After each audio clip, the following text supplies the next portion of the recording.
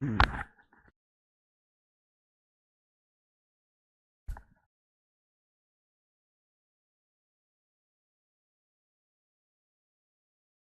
क्या?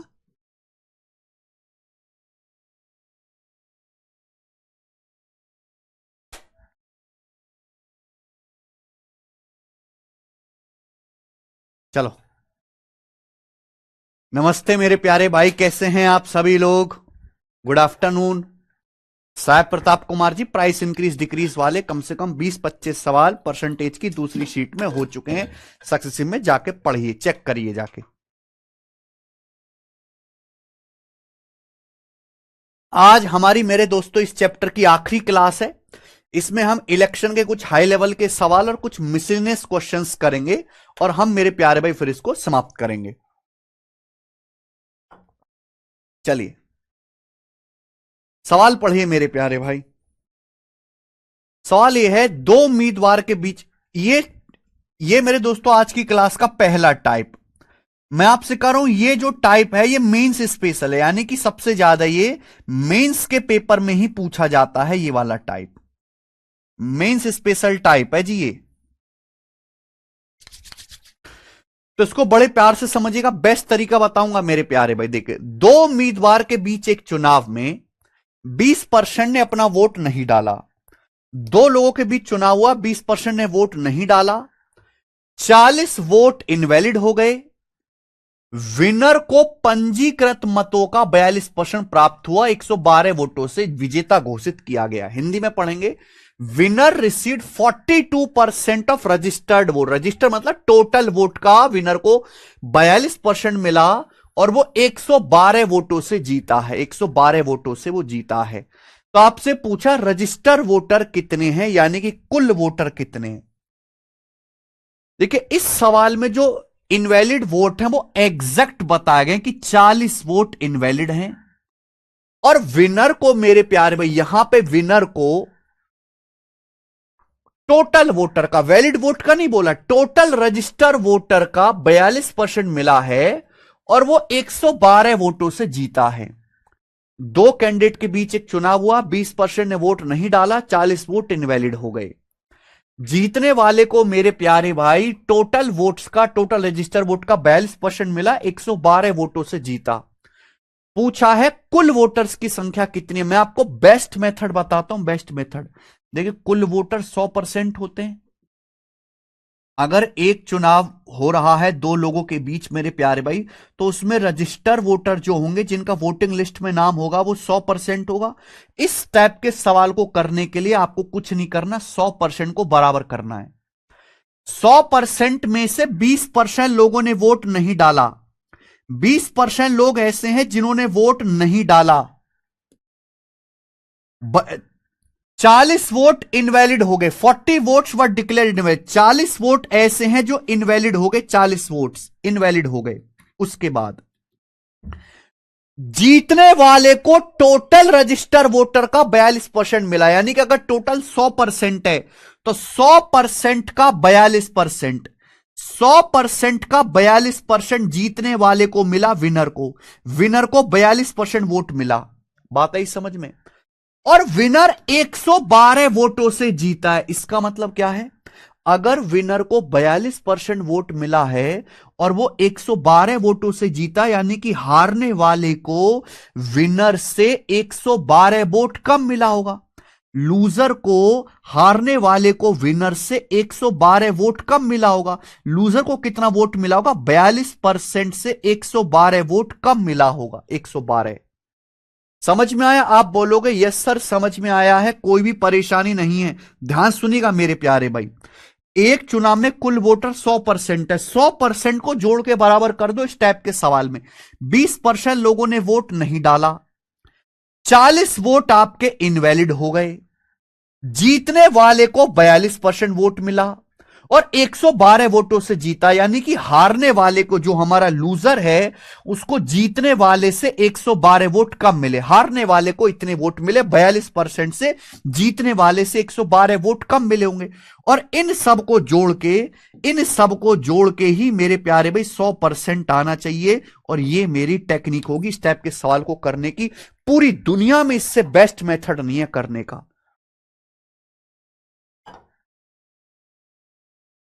तरीके इसके बहुत सारे हैं, कुछ लोग एक्स मान के बताते हैं, 100 मान के बताते हैं, लेकिन इस टाइप के क्वेश्चन को करने का, जहां आपको इनवैलिड वोट एग्जैक्ट दिए हैं मेरे भाई, विनर को टोटल वोटर का परसेंटेज दिया, रजिस्टर वैलिड वोट का नहीं, टोटल का, हमेशा 100 को बराबर कर दो। बस क्या आ जाएगा भैया, 42 42 84, देखो 100% बराबर कर देते हैं। 42 42 84 84 और 20 104%। 40 माइनस 112 यानी कि माइनस का 72। इधर आएगा 104 में से 100 घटाएंगे, 4% बराबर 72 आ गया।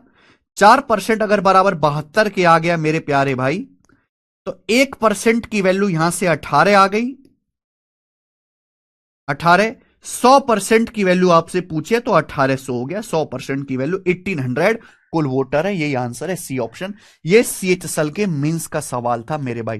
परसेंटेज में परसेंटेज जोड़ना, ये 40 और 112 एग्जैक्ट वोट है, exact.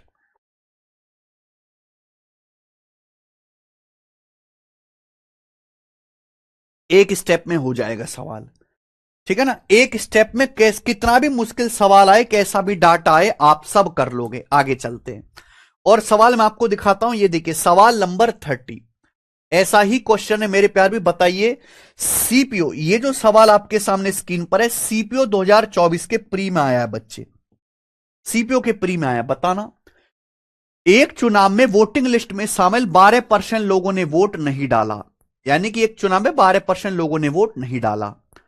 84 voters 84 votes cast their ballot paper blank.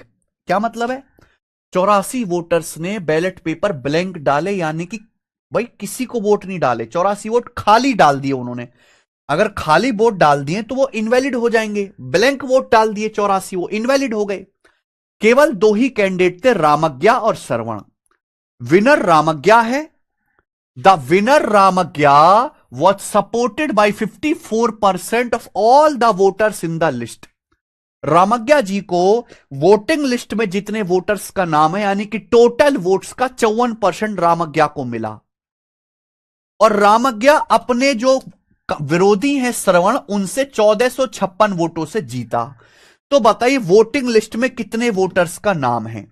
मान लीजिए वोटिंग लिस्ट में 100% वोटर है, 100%, और आपको 100% की वैल्यू निकालनी है। 100% वोटर्स का नाम है, तो 100% बराबर कर दीजिए मेरे भाई, सबको जोड़ के 100% आना चाहिए ना। 12% लोगों ने वोट डाले नहीं, 12% लोगों ने वोट डाले नहीं। 84 वोट आपके रिजेक्ट हो गए क्योंकि आपने ब्लैंक डाल दिए। 84 लोगों ने वोट ब्लैंक पेपर के। 2 ही कैंडिडेट खड़े हुए थे। रामज्ञा को कुल वोटर का 54% मिला। भाई अगर 100% है तो 100 में से रामज्ञा को कितना मिला है, 54%, 54%, 54% रामज्ञा को मिला। और रामज्ञा 1456 वोटों से जीता है, यानी कि श्रवण को, रामज्ञा को अगर 54% वोट मिला है तो श्रवण को मेरे प्यारे भी रामज्ञा से 54% से 1456 वोट कम मिला होगा। भाई अगर रामज्ञा 1456 वोटों से जीता है, इसका मतलब जो उनके हारने वाला कैंडिडेट है श्रवण, उसको रामज्ञा से 1456 वोट कम मिले। 54% माइनस 1456 वोट मिले हैं मेरे भाई। क्लियर? आप बोलोगे यस सर एकदम क्लियर है। तो ये जीतने वाले के वोट आप ध्यान से सुनिएगा, 12% लोगों ने वोट डाले नहीं, 84 आपके रिजेक्ट हो गए, इनवैलिड। 54% जीतने वाले को मिले, इतने वोट हारने वाले को मिले। तो इन सबको जोड़कर 100% ही तो आना चाहिए। इन सबको ऐड करके 100% ही तो आना चाहिए। आ गया मेरे भाई, एक स्टेप में आ गया कि नहीं आ गया? पूरी दुनिया में इससे आसान तरीका नहीं है, बस दिमाग लगाना है आपको हल्का सा। 54 54 108, 108 जमा 12 120% हो गया, 120%। 84 माइनस 1456 क्या आएगा मेरे प्यारे भाई? 6 में 4 गया 2, 15 में 60 गया 7, 1372 आ जाएगा मेरे भाई, 1372। ये 120 उधर जाएगा। 120 माइनस 100 20%, 20% बराबर 1372 के आ गया। हमें कुल वोटर्स की संख्या निकालने, कुल वोटर्स यानी कि हमें 100% की वैल्यू निकालने, तो 5 से गुणा कर देंगे, 20 पंजे 100। 100% की वैल्यू 1372 का 5 गुना बच्चों 6500 और 360, 6860 आ गया 6860 रुपी, 6860 कुल वोटर है। D option, D option.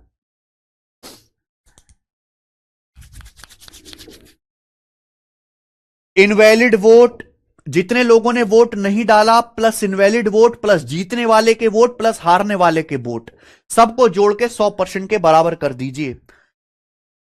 ठीक है, लेटेस्ट सवाल आया और ये सबसे अच्छे सवाल है मेरे प्यारे भाई, ठीक है ना। आगे आइए, 2 सवाल मैंने आपको कराए, ये वो सवाल है जो आज के टाइम पे ट्रेंडिंग है। 2024 में सबसे ज्यादा यही सवाल पूछा गया था, यही सवाल पूछा गया था। 2 सवाल मैंने आपको करा दिए, अब एक सवाल आप मुझे करके बताओ बच्चे, सेम टू सेम इसी पर, सेम टू सेम इसी में, बिल्कुल यही सवाल है, डाटा अलग है, करके बताओ जल्दी से। देखो मैं मानता हूं कि अब आप समझ गए हो, आसान है चीज, लेकिन आसान चीज भी तभी दिमाग में याद रहेगी जब आप प्रैक्टिस करोगे। अगर कोई चीज बहुत ज्यादा इंपॉर्टेंट है, चाहे वो बेशक आसान है, लेकिन मैं उस पर कई सवाल प्रैक्टिस करा देता हूं बच्चे को, कि मेरा मकसद जो है सीट में इतने सवाल दे देना है कि केवल बच्चा शीट कर ले तो ही उसकी जो है काम हो जाए, उसको मोटी मोटी किताबें लगाने की जरूरत नहीं है। करके बताइए, मैं बिल्कुल नहीं बताऊंगा सवाल। अंजलि शर्मा, इतनी एनर्जी अगर कमेंट करने की बजाय जो मैंने बताया अगर उसको पढ़ने में, उसको दिमाग में याद रखने में और उसी को प्रैक्टिस करने में लगाई होती तो जिंदगी संवर जाती, जिंदगी संवर जाती। आधी से ज्यादा वो एनर्जी तो कमेंट करने में लग जाती है, तो फिर क्या करोगे तुम जिंदगी में? इसका आंसर बताइए। वेरी गुड, आंसर आना शुरू हो गया है लोगों का, वेरी गुड मेरे भाई। सबसे पहले सौरभ कुमार जी ने आंसर बताया है।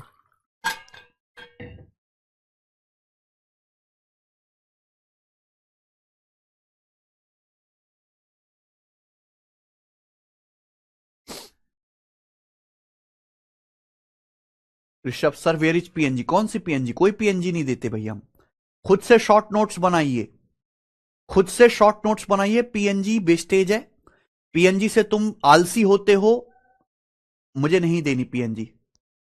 जो भी हम क्लास में पढ़ाते हैं सारे कंसेप्ट खुद से कॉपी में लिखो और मुश्किल सवालों का नोट्स बनाओ, ठीक है।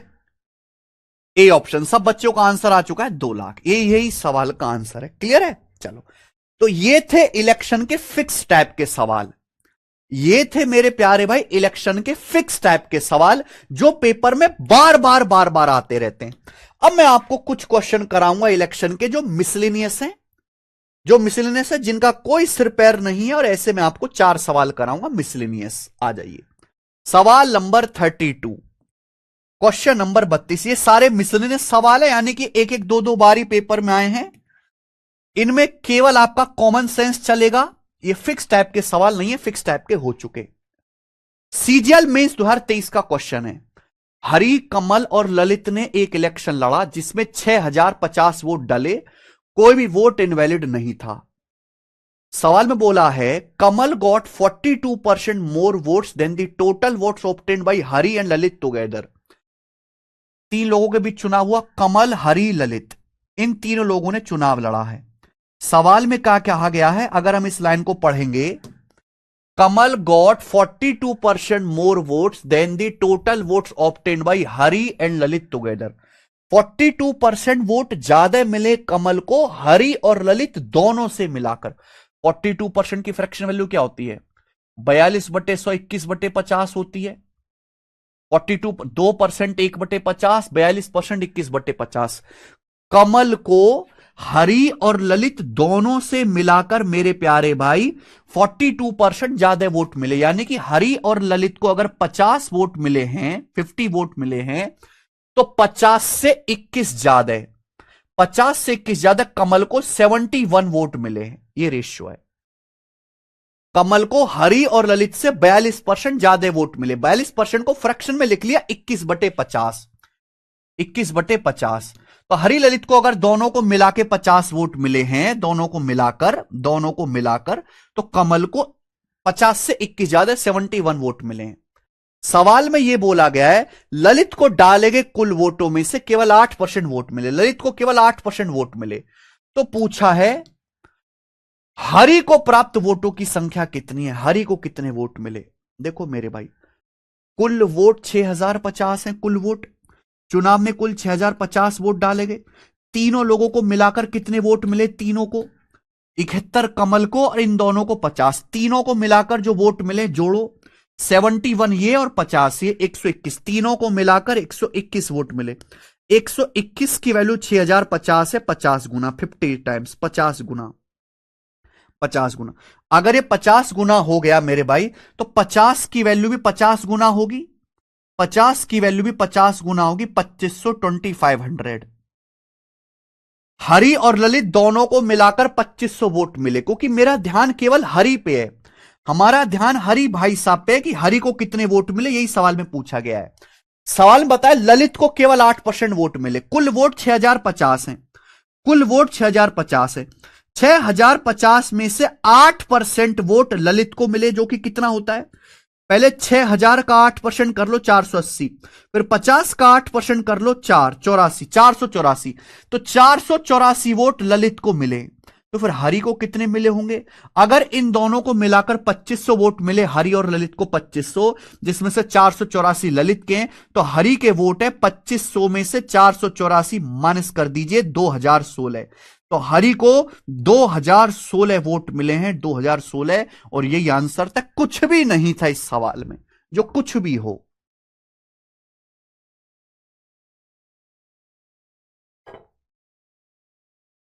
यस राधिका कुमारी, कुछ भी हो। मेंस के पेपर का सवाल था ये। रेशियो की अंडरस्टैंडिंग से आपको करना है, कॉमन सेंस से। ये किसी टाइप का सवाल नहीं कि इसकी कोई जाति है, ये इस टाइप का सवाल है, नहीं।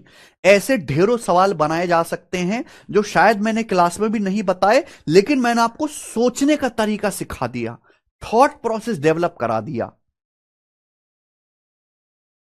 मेंस के पेपर में आया था। आगे चलेंगे। दो टाइप के सवाल होते हैं, एक फिक्स टाइप के, एक मिसलेनियस। मिसलेनियस जो है कोई नहीं कराता, केवल इसी बैच में आपको मिसलेनियस सवाल करने को मिलेंगे। पेपर में 90% फिक्स सवाल आते हैं, 10% मिसलेनियस क्वेश्चन आते हैं मेरे भाई, यानी कि नए। आइए बताओ सवाल नंबर 33। सीजल 2022 के पेपर का सवाल है। 3 कैंडिडेट पी क्यू आर ने एक इलेक्शन लड़ा। पी ने क्यू से 35% ज्यादा वोट हासिल किए, आर को क्यू से 15% ज्यादा वोट मिले। पी ने आर को 2412 वोटों से हराया। पी ने आर को 2412 वोटों से हराया। ठीक है। सवाल में बोला है अगर 90% वोटर्स ने वोट किया है और कोई भी वोट इनवैलिड नहीं है, तो वोटिंग लिस्ट में कितने वोटर्स का नाम है। What was the number of voters in voting list. देखिए, एक चुनाव में 3 लोगों ने भाग लिया, पी क्यू आर, 3 लोग चुनाव लड़े। पढ़िए पहले। P got 35% more votes than Q and R got 15% more votes than Q। यानी कि दोनों का बेस Q है। P को Q से 35% वोट ज्यादा मिले, R को मेरे प्यार में Q से 15% वोट ज्यादा मिले। यानी कि अगर Q को 100 वोट मिले हैं तो 100 से 35% ज्यादा 135 वोट P को मिले हैं। आर के जो वोट है क्यू से 15% ज्यादा। अगर क्यू को 100 वोट मिले तो 100 से 15% ज्यादा, 100 से 15% ज्यादा, यानी कि 115 वोट आर को मिले। ये पी क्यू आर को मिले वोटों की संख्या है, यानी कि पी क्यू आर के फेवर में जो वोट डाले गए हैं वो इस रेशियो में है। पी क्यू आर के फेवर में जो वोट डाले गए हैं वो इस अनुपात में। पी को क्यू से 35% ज्यादा, 100 से 35% ज्यादा 135, आर को क्यू से 15% ज्यादा। ये 5 से कट रहा है, ये रेशियो 5 से कट रहा है, तो 5 से काट लीजिए मेरे भाई। 5 से 135 27 बार चला गया, 5 से 100 20 बार चला गया, 5 से 115 23 बार चला गया। यानी कि पी क्यू आर को जो वोट मिले हैं वो इस रेशियो में है। ठीक है, ये मैं हटा देता हूं, मुझे इसकी कोई जरूरत नहीं है। इस रेशियो में पी क्यू आर तीनों को वोट मिले हैं। अब देखो, पी ने आर को 2412 वोटों से हराया। पी ने आर को कितने वोटों से हराया? अगर पी को 27 वोट मिले, आर को 23, तो पी ने आर को 4 वोटों से हराया। सवाल कह रहा है पी ने आर को 2412 वोटों से हराया, तो 4 की वैल्यू 2412, कितने गुना? 4 6 24, 0 4 3 12, 603 गुना। 603 गुना। तो आप 603 गुना है, आप ये पता लगाओ तीनों को मिलाकर कितने वोट मिले। तीनों को मिलाकर तो पी क्यू आर तीनों को मिलाकर कितने वोट मिले?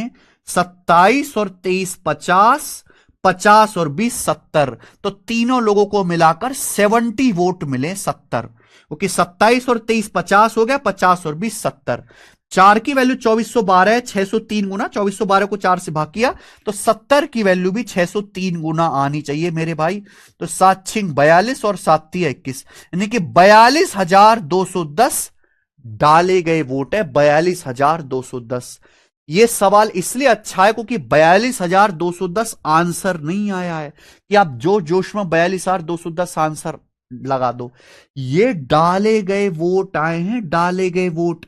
पी क्यू आर तीनों के फेवर में, तीनों को मिलाकर जो वोट डाले गए, तीनों को मिलाकर जो वोट डाले गए वो 27 20 और प्लस 23 70 यूनिट है, जिसकी वैल्यू 42,210 कुल वोट डाले गए। सवाल में पूछा है वोटिंग लिस्ट में कितने वोटर्स का नाम है। शायद आपने ये लाइन नहीं पढ़ी कि 90% वोटर्स ने ही वोट डाला है।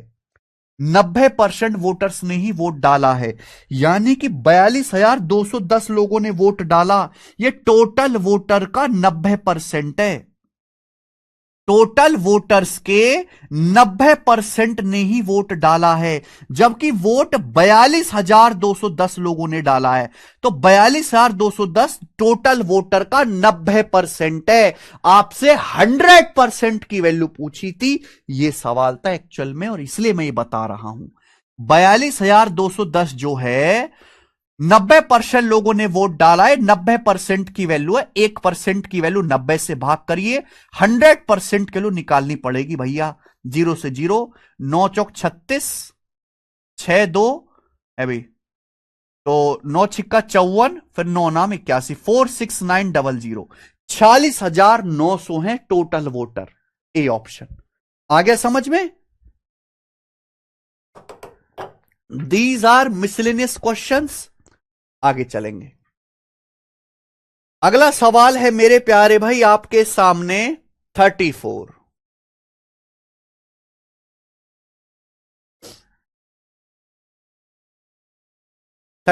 ऐसा ही है सवाल नंबर 34, खुद से ट्राई करना। सवाल नंबर 34 ऐसा ही है, खुद से ट्राई करना। हम करेंगे सवाल नंबर 35। ये बताइए, क्वेश्चन नंबर 35 बताओ। सवाल सीपीओ 2024 के प्री में आया है, सीपीओ के प्री में, और ये लास्ट क्वेश्चन है ऐसा मिसलेनियस, इलेक्शन का लास्ट है। ए और बी के बीच एक चुनाव लड़ा इन एन इलेक्शन। अब देखिए ये किसी टाइप का सवाल नहीं है, this is a random question, random सवाल है। In an election between A and B, every fifth vote polls was marked as invalid by the machine. A और B के बीच चुनाव लड़ा गया। Every fifth vote polled was marked as invalid by the machine, यानी कि हर 5वीं vote को, हर 5 वोटों में से एक वोट को मशीन ने इनवैलिड दे दिया। अगर 5 वोट डाली गई हैं तो हर 5 में से एक वोट इनवैलिड कर दी, यानी कि 20%। 20%, 1/5 20% होता है। 20% वोट्स मशीन ने इनवैलिड कर दी, अलग तरीके से लिखा गया है। In the remaining vote, remaining वोटों में A wins the election with a margin of 2500 votes और 10% of total votes polled. Remaining votes में मेरे प्यारे भाई ए 2500 वोटों से जीता और 10% of total votes 10% of total votes polled over B, या कुल डाले गए वोटों के 10% से जीता है। If 90% of invalid votes would have been in favour of B, अगर इनवैलिड वोट का 90% बी के फेवर में होता तो इलेक्शन का रिजल्ट क्या होता, इलेक्शन का नतीजा क्या निकल के आता, परसेंटेज में बताना है। जब आपको परसेंटेज में बताना है तो इस बात की जो आपको कोई जरूरत नहीं है, इस बात की कोई जरूरत नहीं है मेरे भाई। आप सिंपल से बेसिक से करिए कि भैया माना एक चुनाव में टोटल 100 वोटर है, माना एक चुनाव में, डाटा बहुत आसान है, माना एक चुनाव में टोटल 100 वोटर है, 100 माना, एक्स मानना बिल्कुल बंद कर दीजिए, माना एक चुनाव में टोटल 100 वोटर है, 100 का 20% यानी कि 20 वोट इनवैलिड कर दिए, 20 वोट इनवैलिड कर दिए, यानी कि बाकी के बच्चे 80 वोट, 80 वोट ए और बी को मिले हैं जो वैलिड वोट है, इन्हीं में से हार जीत का फैसला होगा, ए प्लस बी बराबर 80, बाकी 80 वोट ए और बी दोनों को मिलाकर मिले। अब बोला बाकी वोटों में से डाले गए कुल वोटों के 10% के अंतर से बी से चुनाव जीत जाता है, ए चुनाव जीत गया। ठीक है मेरे भाई, आप बोलोगे हां जी सर बिल्कुल सही। देखो एक चुनाव में टोटल 100 वोट डाले गए, 100 वोट डाले गए, 100 में से 20 इनवैलिड है, तो बाकी के 80 वोट वैलिड है, इन्हीं में से हार जीत का फैसला होगा। अब हमारा ए चुनाव जीता है, बी से चुनाव जीत गया, कितने वोटों से चुनाव जीता है, डाले गए वोटों के 10% के डिफरेंस से, 10% ऑफ टोटल वोट्स पोल, डाले गए वोट टोटल 100 है, तो 100 का 10% होता है 10, यानी कि 10 वोटों के डिफरेंस से चुनाव जीता है ए, 10% के डिफरेंस से, यानी कि ए माइनस बी 10 है। तो इस हिसाब से ए को कितने वोट मिले, इस हिसाब से ए को वोट मिले, जोड़ के आधा करो 45, 80 10 90 का आधा 45, और बी को वोट मिले 35, ए के 45 बी के 35। अब सुनना, सवाल में यह बोला गया है अगर इनवैलिड वोट में से 90% बी के फेवर में होते तो कौन सा नतीजा होता।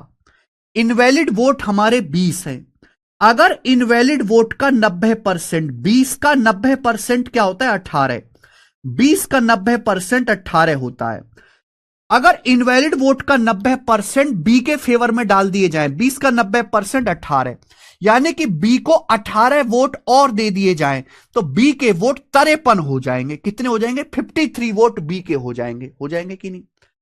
अगर इनवैलिड वोट का 90%, 20 का 90% 18 बी के फेवर में डल जाएं तो बी के वोट 35 से 18 ज्यादा 53 हो जाएंगे।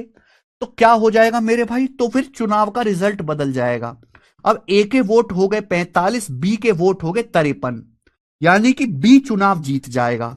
और कितने वोटों से चुनाव जीत जाएगा बी, 45 से 53 8 ज्यादा, 8 वोटों से चुनाव जीत जाएगा। तो अब हमारा बी चुनाव जीत जाएगा मेरे प्यारे भाई, ए नहीं जीतेगा। और कितने, 8 वोटों से, और परसेंटेज में भी कितना, 8%। बी वुड हैव वोन, भाई टोटल वोट, टोटल 100 वोट डले, टोटल 100 वोट डले, बी को 8 वोट ज्यादा मिल गए, तो बी कितने वोटों से चुनाव जीत गया, 8% वोटों से चुनाव जीत गया। 100 में जो भी आंसर आता है वो डायरेक्ट जो है मेरे प्यारे भाई परसेंटेज में आता है, तो बी 8% के डिफरेंस से चुनाव जीत जाएगा, 8%।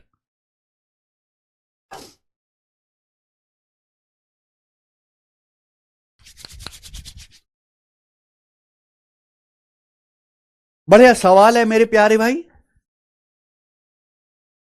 ए प्लस बी के 80, ए माइनस बी के साथ क्यों कंपेयर नहीं करा, ए और बी इनको सॉल्व किया है। ए चुनाव जीता है, बी हारा है, तो ए के वोट ज्यादा होंगे, बी के कम होंगे, ए में से बी घटाएंगे तो 10 आएगा।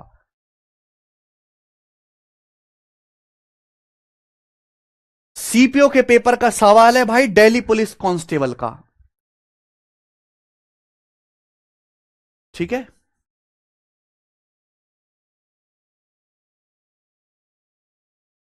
इसी से लगेगा अमित भाई, यूपी पुलिस कांस्टेबल से आगे की भी सोचा करो अमित, दिल्ली पुलिस कांस्टेबल के बारे में भी सोचो। ये केवल यूपी होगी, यूपी पुलिस कांस्टेबल की भर्ती अब नहीं आने वाली, कोई भर्ती 3 4 साल तक, चुपचाप बैठो, जितना होना था हो लिया। दिल्ली कांस्टेबल की भर्तियां आने वाली हैं, दिल्ली पुलिस सब इंस्पेक्टर की भर्ती आने वाले, उसमें इस लेवल के सवाल आएंगे, पढ़ो। नहीं है बस की तो घर पे बैठ जाओ बेटा बेरोजगार।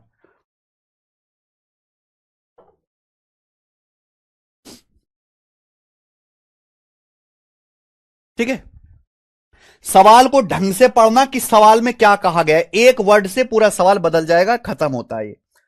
इसी के साथ इलेक्शन वाले क्वेश्चंस खत्म होते हैं। अब आगे चलेंगे मेरे प्यारे भाई, यहां से नेक्स्ट 36, 37, 38 तीन क्वेश्चन है मेरे प्यारे भाई, वो कमीशन के, कमीशन के। ठीक है, पता नहीं कमीशन के सवाल क्यों नहीं आते। कमीशन भी एक इंपॉर्टेंट कॉन्सेप्ट है, लेकिन उसके सवाल आते ही नहीं है पेपर में। तीन क्वेश्चंस मैं आपको कराऊंगा कमीशन के। चलिए पहले हम कमीशन के बारे में थोड़ा सा समझ लेते हैं कि कमीशन क्या होता है। पहले हम कमीशन के बारे में थोड़ा सा समझ लेते हैं कि कमीशन क्या होता है।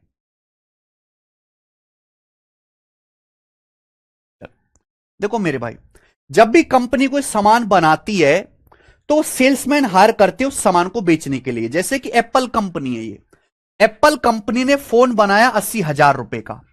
कितने का? 80,000 रुपए का फोन बनाया एप्पल कंपनी ने। 80,000 रुपए का फोन बनाया एप्पल कंपनी के। इस फोन को बनाने में 80,000 रुपए का खर्चा आया है मान लीजिए, ठीक है ना। समझ में आ गया? पहले थोड़ा सा समझ लीजिए और जल्दी समझेंगे, बहुत ज्यादा इंपॉर्टेंट चीज नहीं है ये। जब भी कोई कंपनी सामान बनाती है तो उसको बेचने के लिए सेल्समैन हायर करते हैं। वो घर घर जाके वेबसाइट पे, ऑनलाइन, फ्लिपकार्ट पे उसको बेचते हैं। जैसे एप्पल कंपनी ने फोन बनाया, सिहार को एक डीलर को बुला ले, अरे भाई आइए जरा हमारे फोन बेच दे। वो डीलर घर घर गया और उसने ये फोन 1 लाख रुपए का बेच दिया। 1 लाख में बेच दिया, यानी कि कंपनी को 80,000 का फोन बनाने का खर्चा आया और डीलर ने 1 लाख में बेच दिया ये फोन। समझ में आया? आप बोलोगे यस सर ये तो बढ़िया बात है। इसे कहते हैं टोटल सेल, कि डीलर ने 1 लाख रुपए की सेल कर दी। टोटल सेल, टोटल सेल या कुल बिक्री कहते हैं 100%, 100%। ठीक है भाई, समझ में आया? तो भाई 1 लाख रुपए में फोन बेच दिया तो इस हिसाब से कंपनी को 20,000 रुपए का फायदा हो गया। कंपनी को 20,000 का फायदा हो गया मेरे बच्चे। 80,000 का कंपनी को फोन बनाने में खर्चा आया था, डीलर ने 1 लाख में जाके बेच दिया 100%, जिसको हम कहते हैं टोटल सेल। लेकिन डीलर कहेगा भाई साहब मेहनत मैंने करी, तुमने अपना सामान बनाया, मेहनत मैंने करी, मुझे भी तो थोड़ा कट दो।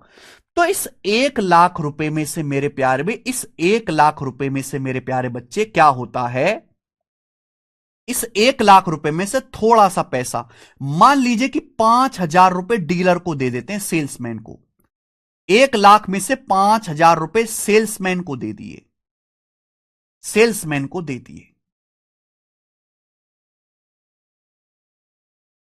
कंपनी भी खुश होगी कि भाई साहब चल तेने बढ़िया काम करा, हमने तो 80,000 का फोन बनाया था, तूने 1 लाख का बेच दिया, चल 5,000 रुपए तू रख ले।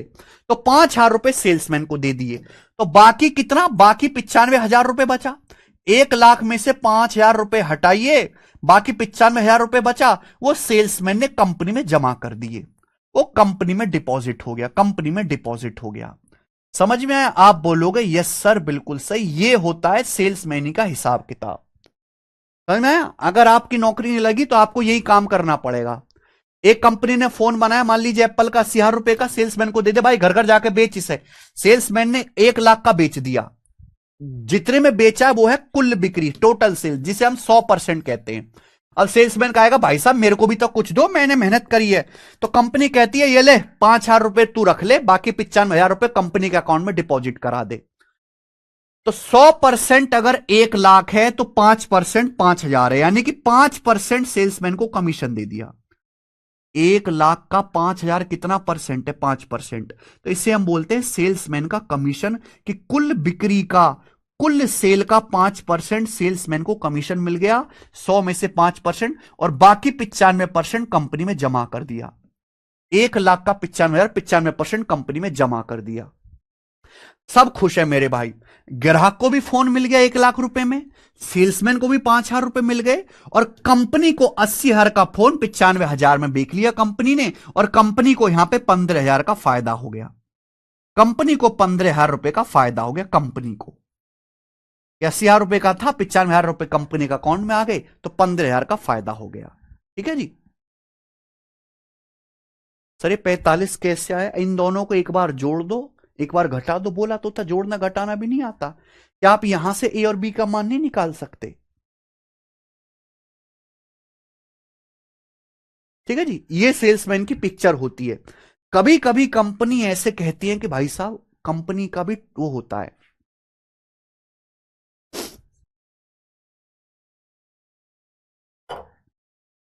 ये पूरी पिक्चर है, समझ में आ गया होगा, नहीं समझ में आया तो बाढ़ में जाइए। कंपनी अपने सेल्समैन को मोटिवेट करने के लिए ना टारगेट दे दिए कि भाई अगर आप कम सामान बेचोगे हम आपको कमीशन देंगे, अगर आपने बहुत ज्यादा बिक्री करी तो हम आपको बोनस देंगे। ऐसा होता है। मान लीजिए कि सपोज एक कंपनी, एक सेल्समैन ने 5 लाख रुपए की सेल करी। एक सेल्समैन ने 5 लाख रुपए की सेल करी है, सेल, सेल। एक कंपनी ने एक सेल्समैन ने 5 लाख रुपए की सेल करी है। कंपनी ये कहती है कि भाई साहब अगर आप 1 लाख रुपए तक की सेल करोगे, 1 लाख रुपए तक की सेल, तो हम आपको 8% कमीशन देंगे। 1 लाख रुपए की सेल पे 8% कमीशन देंगे। लेकिन 1 लाख रुपए से ज्यादा की जो सेल होगी, 1 लाख रुपए, एल मतलब लाख, 1 लाख रुपए से ज्यादा की जो सेल होगी, कंपनी कहती है कि हम उस पर आपको 8% कमीशन तो देंगे ही, लेकिन आपको 2% का एक्स्ट्रा बोनस भी देंगे। तो भाई अगर कंपनी ऐसा कुछ रखती है तो इससे सेल्समैन को मोटिवेशन मिलेगा कि भाई अगर मैं ज्यादा से ज्यादा सेल करूंगा तो मुझे बोनस ज्यादा मिलेगा, मेरा फायदा ज्यादा होगा। तो अगर ऐसा है तो मुझे बताओ सेल्समैन का कमीशन कितने रुपए हो जाएगा। एक कंपनी ये कहती है कि भाई अगर आप 1 लाख रुपए तक का सामान बेचोगे, सपोज किसी ने 70,000 का बेचा सामान, तो उसे 8% कमीशन दिया जाएगा। लेकिन 1 लाख रुपए से ऊपर की बिक्री पे, 1 लाख रुपए से ऊपर की जो बिक्री होगी उस पे 8% कमीशन तो देंगे ही देंगे, लेकिन 2% एक्स्ट्रा आपको मिलेगा बोनस के तौर पे, आपको बढ़िया काम करने के रूप में। एक सेल्समैन ने कुल 5 लाख रुपए की बिक्री करी है, तो बताओ उसका कमीशन क्या होगा। तो मेरे भाई 1 लाख रुपए तक, 1 लाख रुपए तक तो सेल्समैन को 8% कमीशन मिलने वाला है। अगर सेल्समैन ने कुल 5 लाख रुपए की बिक्री करी है, 5 लाख की, तो 1 लाख रुपए से ज्यादा का कितना अमाउंट है, 4 लाख रुपए। 1 लाख रुपए से ऊपर कितनी बिक्री करी है, 4 लाख रुपए। केवल इस 4 लाख रुपए पर मिलेगा 10% बोनस, 10% कमीशन मेरे भाई। 1 लाख रुपए की बिक्री तक 8%। 1 लाख से ऊपर की बिक्री होगी, अगर 5 लाख की सेल की है तो 1 लाख तक तो 8% मिलेगा। 1 लाख से ऊपर कितना सामान बेचा, 4 लाख का। इस 4 लाख रुपए पर 8% कमीशन तो है ही, 2% बोनस भी है। तो 8 + 2 हो गया 10%। यहां सेल्समैन को 10% मिल जाएगा, 10%। क्लियर है। तो सेल्समैन का कुल कमीशन हो जाएगा 8,000 रुपए, और 4 लाख का 10% यानी कि 40,000 रुपए। तो 48,000 रुपए सेल्समैन को कमीशन के फॉर्म में मिल जाएगा, 48,000 रुपए। समझ में आया, 48,000 रुपए।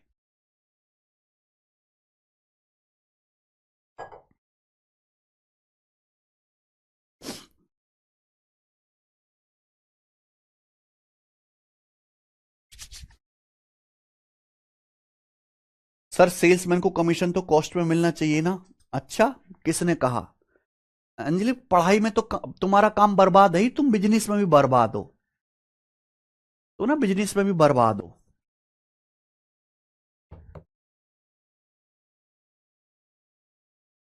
कंपनी कभी ये थोड़ा ना बताती है कि इस सामान को बनाने में मेरा इतना खर्चा आया। कंपनी कभी बताती है। एप्पल का आईफोन 30,000 रुपए का बनता है। अब एप्पल वाला के खुले में आके चलाता है, 30,000 रुपए का फोन बनाया है मैंने, ये मुझे इस फोन को बनाने में 30,000 का खर्चा आया है, तुम हिंदुस्तान के गरीब हो, तुम 2 लाख में खरीदो। कभी कहते हैं क्या।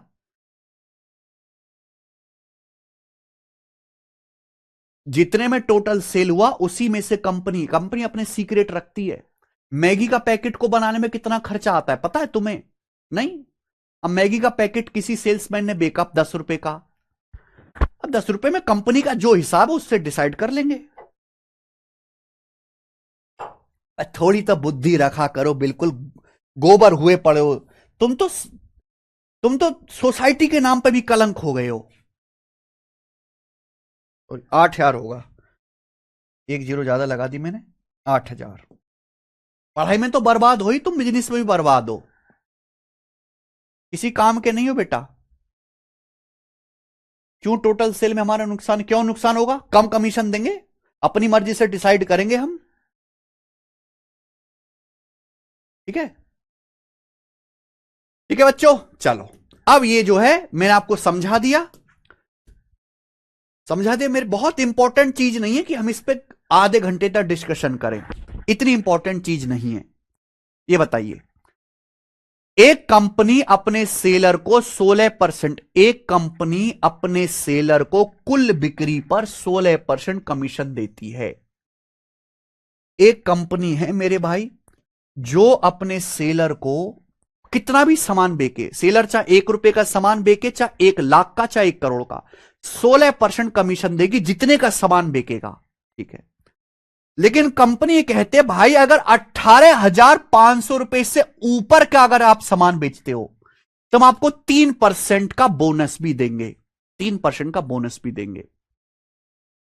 बोला सेलर की कुल इनकम यानी कि सेलर का, सेल्समैन का कुल कमीशन 15,595 रुपए है। तो आपसे पूछा है टोटल सेल यानी कि कुल बिक्री ज्ञात कीजिए, टोटल सेल। चलो बच्चों, मान लीजिए टोटल सेल है, कंपनी कहते कितना भी बेको, कितना भी बेको 16% कमीशन ले जाओ, 1 रुपए का बेको, 100 का बेको, 1 लाख का, 1 करोड़ का, चाहे पूरी दुनिया बेच दो, 16% कमीशन तुम्हारा। लेकिन कंपनी यह भी कहती है कि भाई 18,500 रुपए की बिक्री तक, 18,500 रुपए की बिक्री तक हम आपको 16% कमीशन देंगे। ठीक है, और 18,500 रुपए से ज्यादा की बिक्री पर, 18,500 रुपए से ज्यादा की बिक्री पर, जो भी आप 18,500 से ज्यादा की बिक्री करोगे उस पर भी हम आपको 16% कमीशन देंगे। लेकिन 16% कमीशन के साथ 3% का एक्स्ट्रा बोनस भी देंगे, जिससे कि आप मोटिवेट रहें, ज्यादा से ज्यादा सामान बेच पाए कंपनी का। अगर सेल्समैन की कुल कमीशन या कुल अर्निंग 15,595, तो कुल बिक्री बताओ। यहां पे दो मेथड है। फर्स्ट मेथड है एक्स मान के, फर्स्ट मेथड है एक्स मान के कि मान लीजिए कुल बिक्री एक्स है, मान लीजिए कि टोटल बिक्री एक्स है, मान लीजिए कुल सेल एक्स है, सेल्समैन को कुल कितना कमीशन मिला, सेल्समैन की कुल अर्निंग कितनी हुई है 15,595 रुपए, बराबर कर दो। पहले 18,500 रुपए पर कितना कमीशन मिलना है, 16%, 18,500 का 16%। अगर मैंने सेल्समैन की टोटल कमाई एक्स मानी है, एक्स एक्स मानी, तो ये तो शुरू के 18,500 हैं, ये तो स्टार्टिंग के 18,500 है, तो 18,500 से ऊपर की कितनी बिक्री आएगी? अगर कुल बिक्री एक्स है तो 18,500 से ऊपर की कितनी बिक्री आएगी? एक्स में से 18,500 घटाना पड़ेगा, माइनस करना पड़ेगा। भाई अगर टोटल सेल एक्स है, शुरू के 18,500 पे 16% मिलेगा, 18,500 से ऊपर की बिक्री कितनी होगी? एक्स में से 18,500 घटा दो, यानी कि इस एक्स माइनस 18,500 रुपए पर कंपनी जो है 16% प्लस 3%, 16 + 3 19%, 16% कमीशन, 3% बोनस, 19% कमीशन दे देगी। 16% प्लस 3 19%, और ये बराबर होना चाहिए 15,595, ये बराबर होना चाहिए। ये कैलकुलेशन कर लो, आंसर आ जाएगा। एक कैलकुलेशन कर लो, आंसर आ जाएगा। बताओ आंसर करके क्या आ रहा है, जल्दी से आंसर करके क्या आ रहा है? 48,000, हाँ 1000 आएगा, मैंने एक जीरो बढ़ा दी, 48,000 रुपये। बताओ आंसर कैलकुलेशन करके क्या आ रहा है, कर लेना आप। ठीक है भाई, मैंने आपको समझा दिया,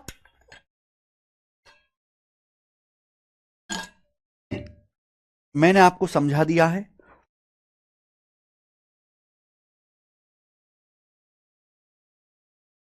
ठीक है, क्या हो केशव?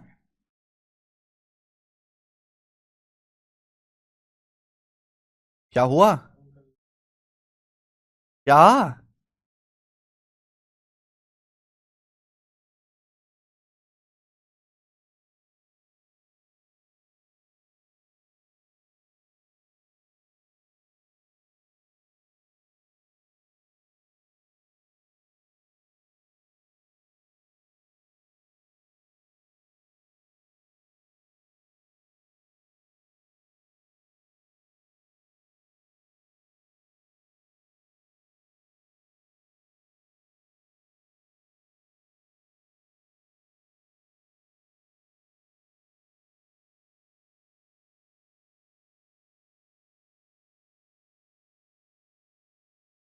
ये हो गया बेसिक तरीका। अगर आप इसको कैलकुलेशन करेंगे तो आपको बर्बाद होने से कोई नहीं रोक सकता। दूसरा मेथड है मेरे प्यारे भाई, शिफ्टिंग मेथड, जिसमें आपको दिमाग ज्यादा लगाना पड़ेगा। ज्यादा क्या, काफी ज्यादा दिमाग लगाना पड़ेगा, पर आंसर जल्दी आएगा। ठीक है भाई, दिमाग ज्यादा लगाना पड़ेगा पर आंसर जल्दी आएगा। कंपनी ये कह रही है कि 18,500 रुपए तक हम आपको 16% कमीशन देंगे। 18,500 रुपए से ज्यादा 16% कमीशन तो है ही, 3% बोनस भी देंगे। अब एक सेल्समैन की कुल लर्निंग 15,595 रुपए हुई। सेल्समैन की कुल लर्निंग 15,595 रुपए है।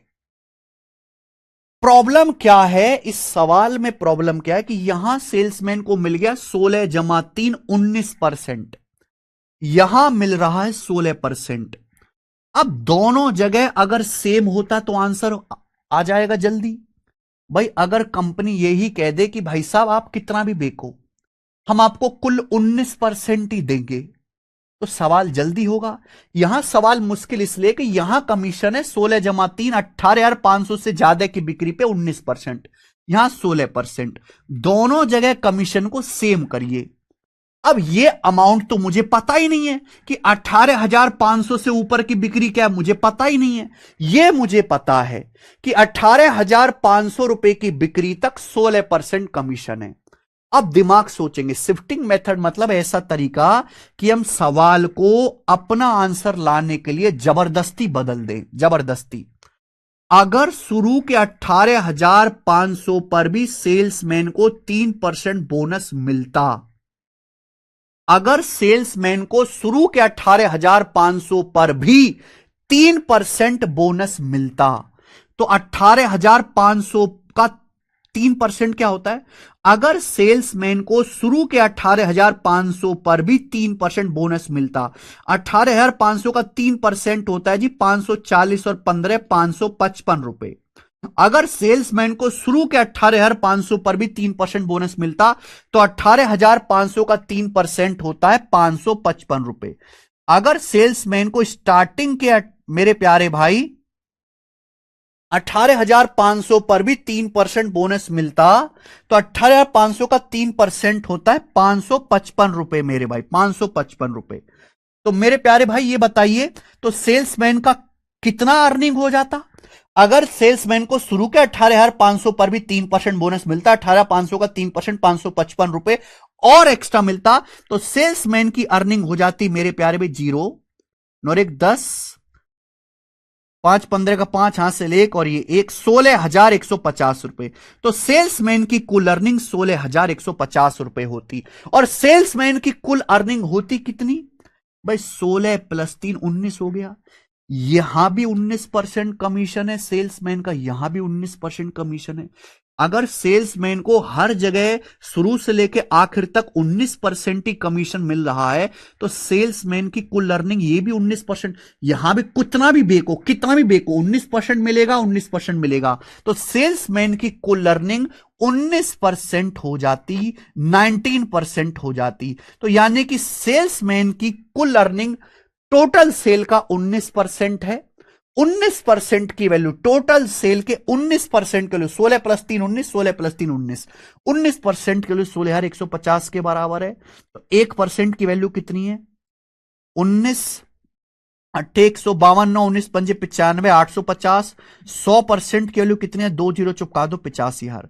तो 85,000 रुपए यहां पे आंसर है, ऑप्शन नंबर सी।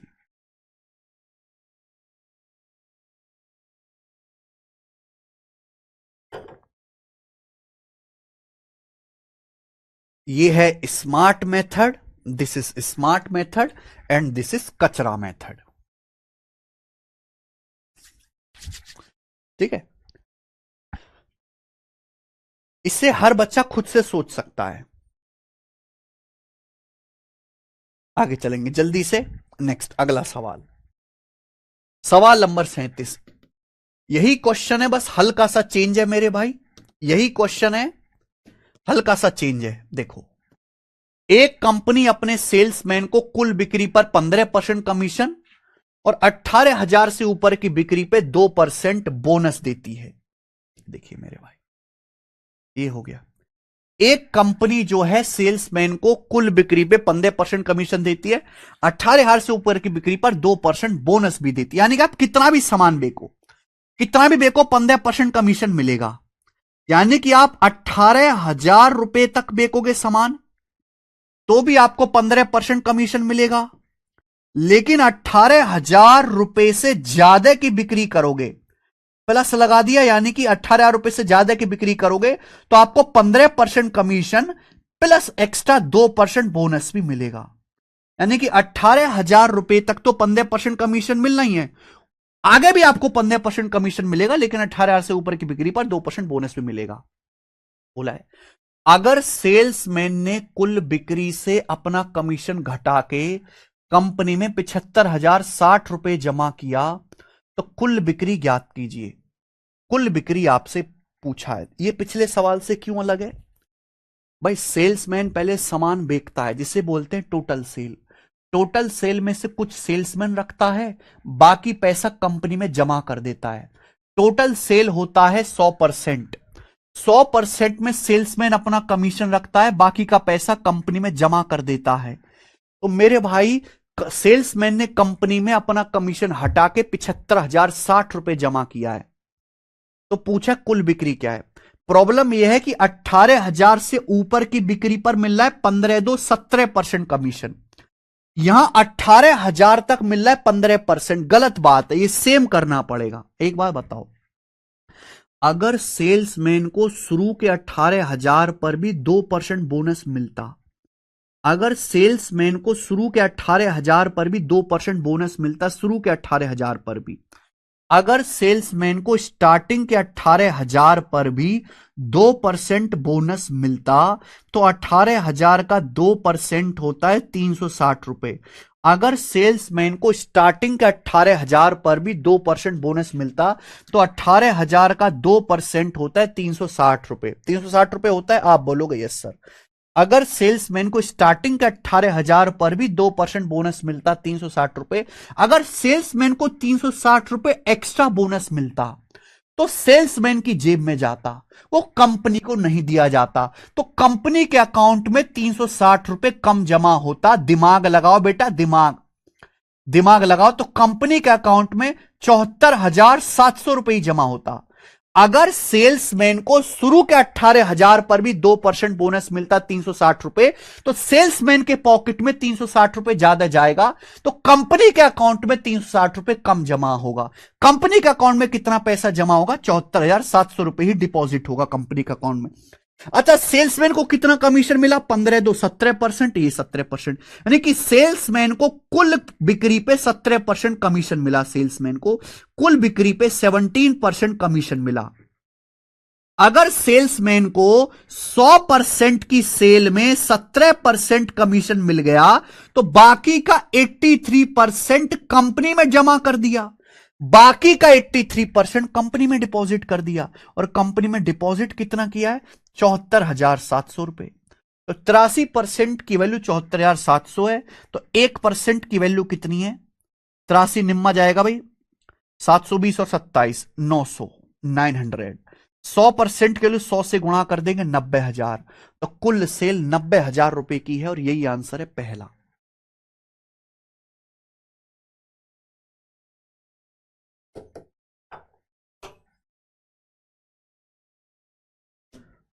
उन्नीस से काटा है, 19 अट्ठे 152, 9 बचेगा, 19 पंजे 95, 0।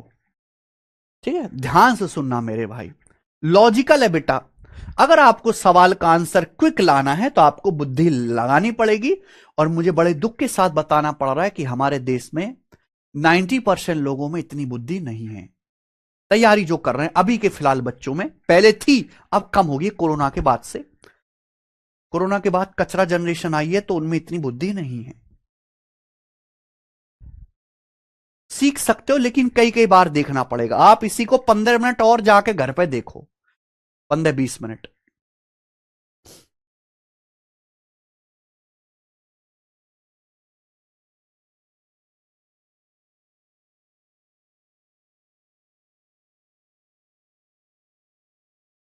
ठीक है,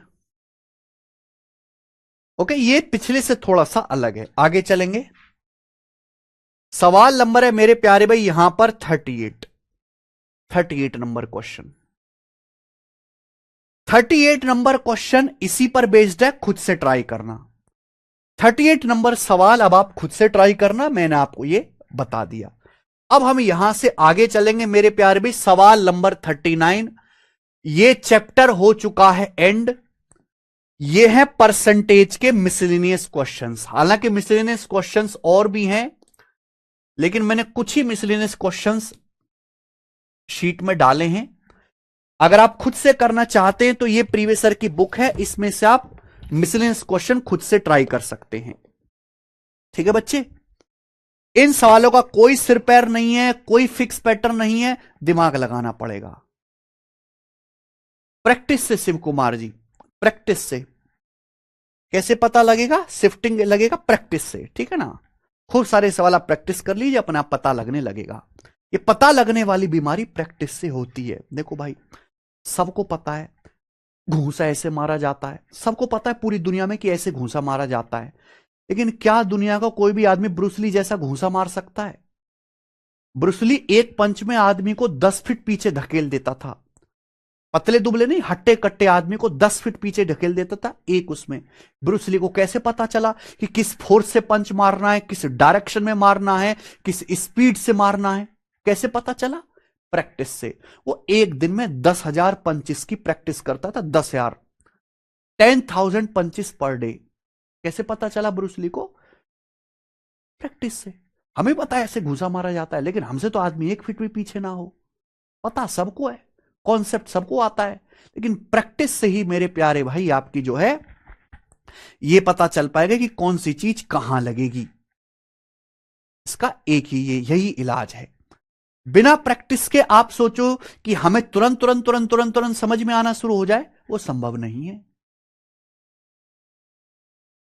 जिसे बोलते हैं ना, सवाल को देखते ही दिमाग में आना लग जाए कि यहां ऐसे होगा, ये ऐसे करा जाएगा, वो प्रैक्टिस से आएगा मेरे भाई। ठीक है, खूब सारी प्रैक्टिस करिए, सोचने लगोगे। 39वां सवाल।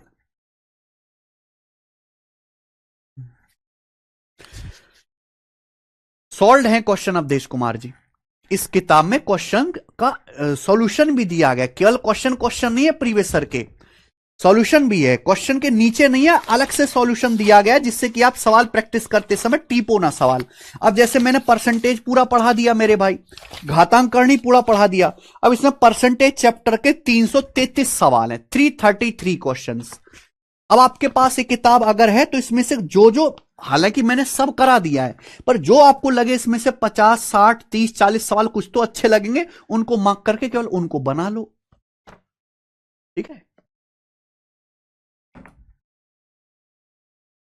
एक शहर में 60% आपके मेल हैं, बाकी फीमेल हैं। मैरिड मेल का नॉन मैरिड मेल से रेशो 5:7 है, मैरिड फीमेल का नॉन मैरिड फीमेल से रेशो 2:3 है। तो आपसे पूछा टोटल पॉपुलेशन का कितना परसेंट मैरिड है। देखो सवाल का डाटा बहुत आसान है, तो 100 मान के करते हैं। मान लीजिए कि एक शहर यानी कि एक गांव में टोटल 100 लोग हैं। अब 100 में से 60% मेल है, बाकी फीमेल है। तो 100 में से 60 आपके मेरे दोस्तों मेल हैं, बाकी का 40 देखिए आपकी फीमेल है, 40। आगे सवाल क्या बोला गया है? सवाल में आगे बोला गया है मैरिड मेल का नॉन मैरिड मेल से रेशो 5:7 है, और मैरिड फीमेल का नॉन मैरिड फीमेल से रेशो 2:3 है। तो आपसे पूछा टोटल पॉपुलेशन का कितना परसेंट मैरिड है, तो मैरिड लोगों पे ध्यान दीजिए, मैरिड लोगों पे ध्यान दीजिए मेरे भाई। आप ऐसे सोचो कि टोटल 60 आदमी है, 60 आदमी हैं और 60 में से 5 हैं शादीशुदा, 7 की शादी नहीं हुई है, तो कितने लोगों की शादी हुई है? 60 में से भाई अगर टोटल 12 हैं तो 12 में से 5 की शादी हुई है, यानी कि 25। तो 60 आदमियों में से, 60 मेल में से 25 मैरिड हैं। ऐसी फीमेल की बात करते हैं, फीमेल कितनी है? 40। 40 फीमेल में से 2 की शादी हुई है, 3 की शादी नहीं हुई है, 2:3 है। तो कितने की शादी हुई है भाई? अगर टोटल फीमेल 5 है, 2 और 3 5, तो 2 की शादी हुई है। 40 का 2/5 कितना होता है? 16। 5 अट्टे 40, 8 दूनी 16, तो 16 औरतों की शादी हुई है, 16। तो टोटल कितने लोगों की शादी हुई है? 25 जमा 16 41। तो 41 लोगों की शादी हुई है। अगर कुल 100 लोग हैं तो 100 में से 41 की शादी हुई है, यानी कि 41%। तो 41% शादीशुदा हैं 100 में से। अगला,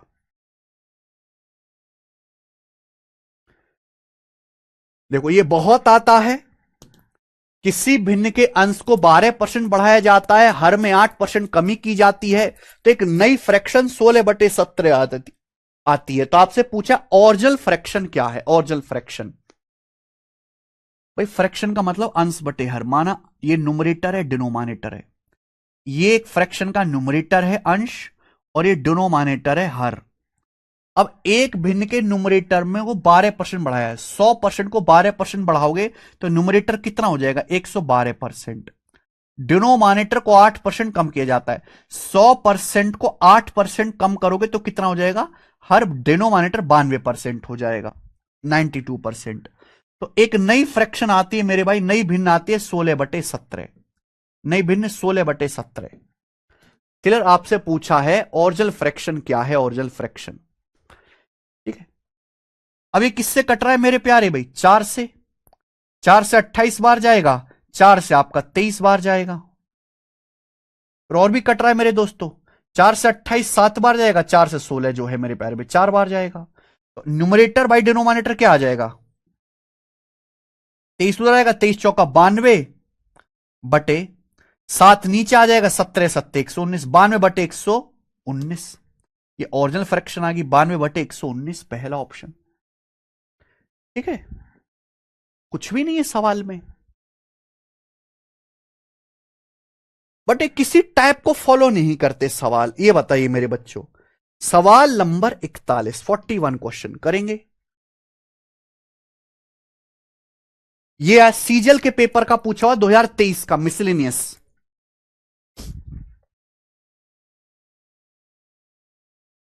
करो बच्चों,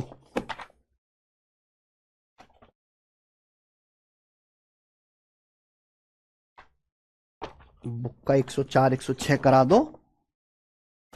बुक का 104 106 देखते हैं आप भी क्या पूछना चाह रहे हैं इसमें।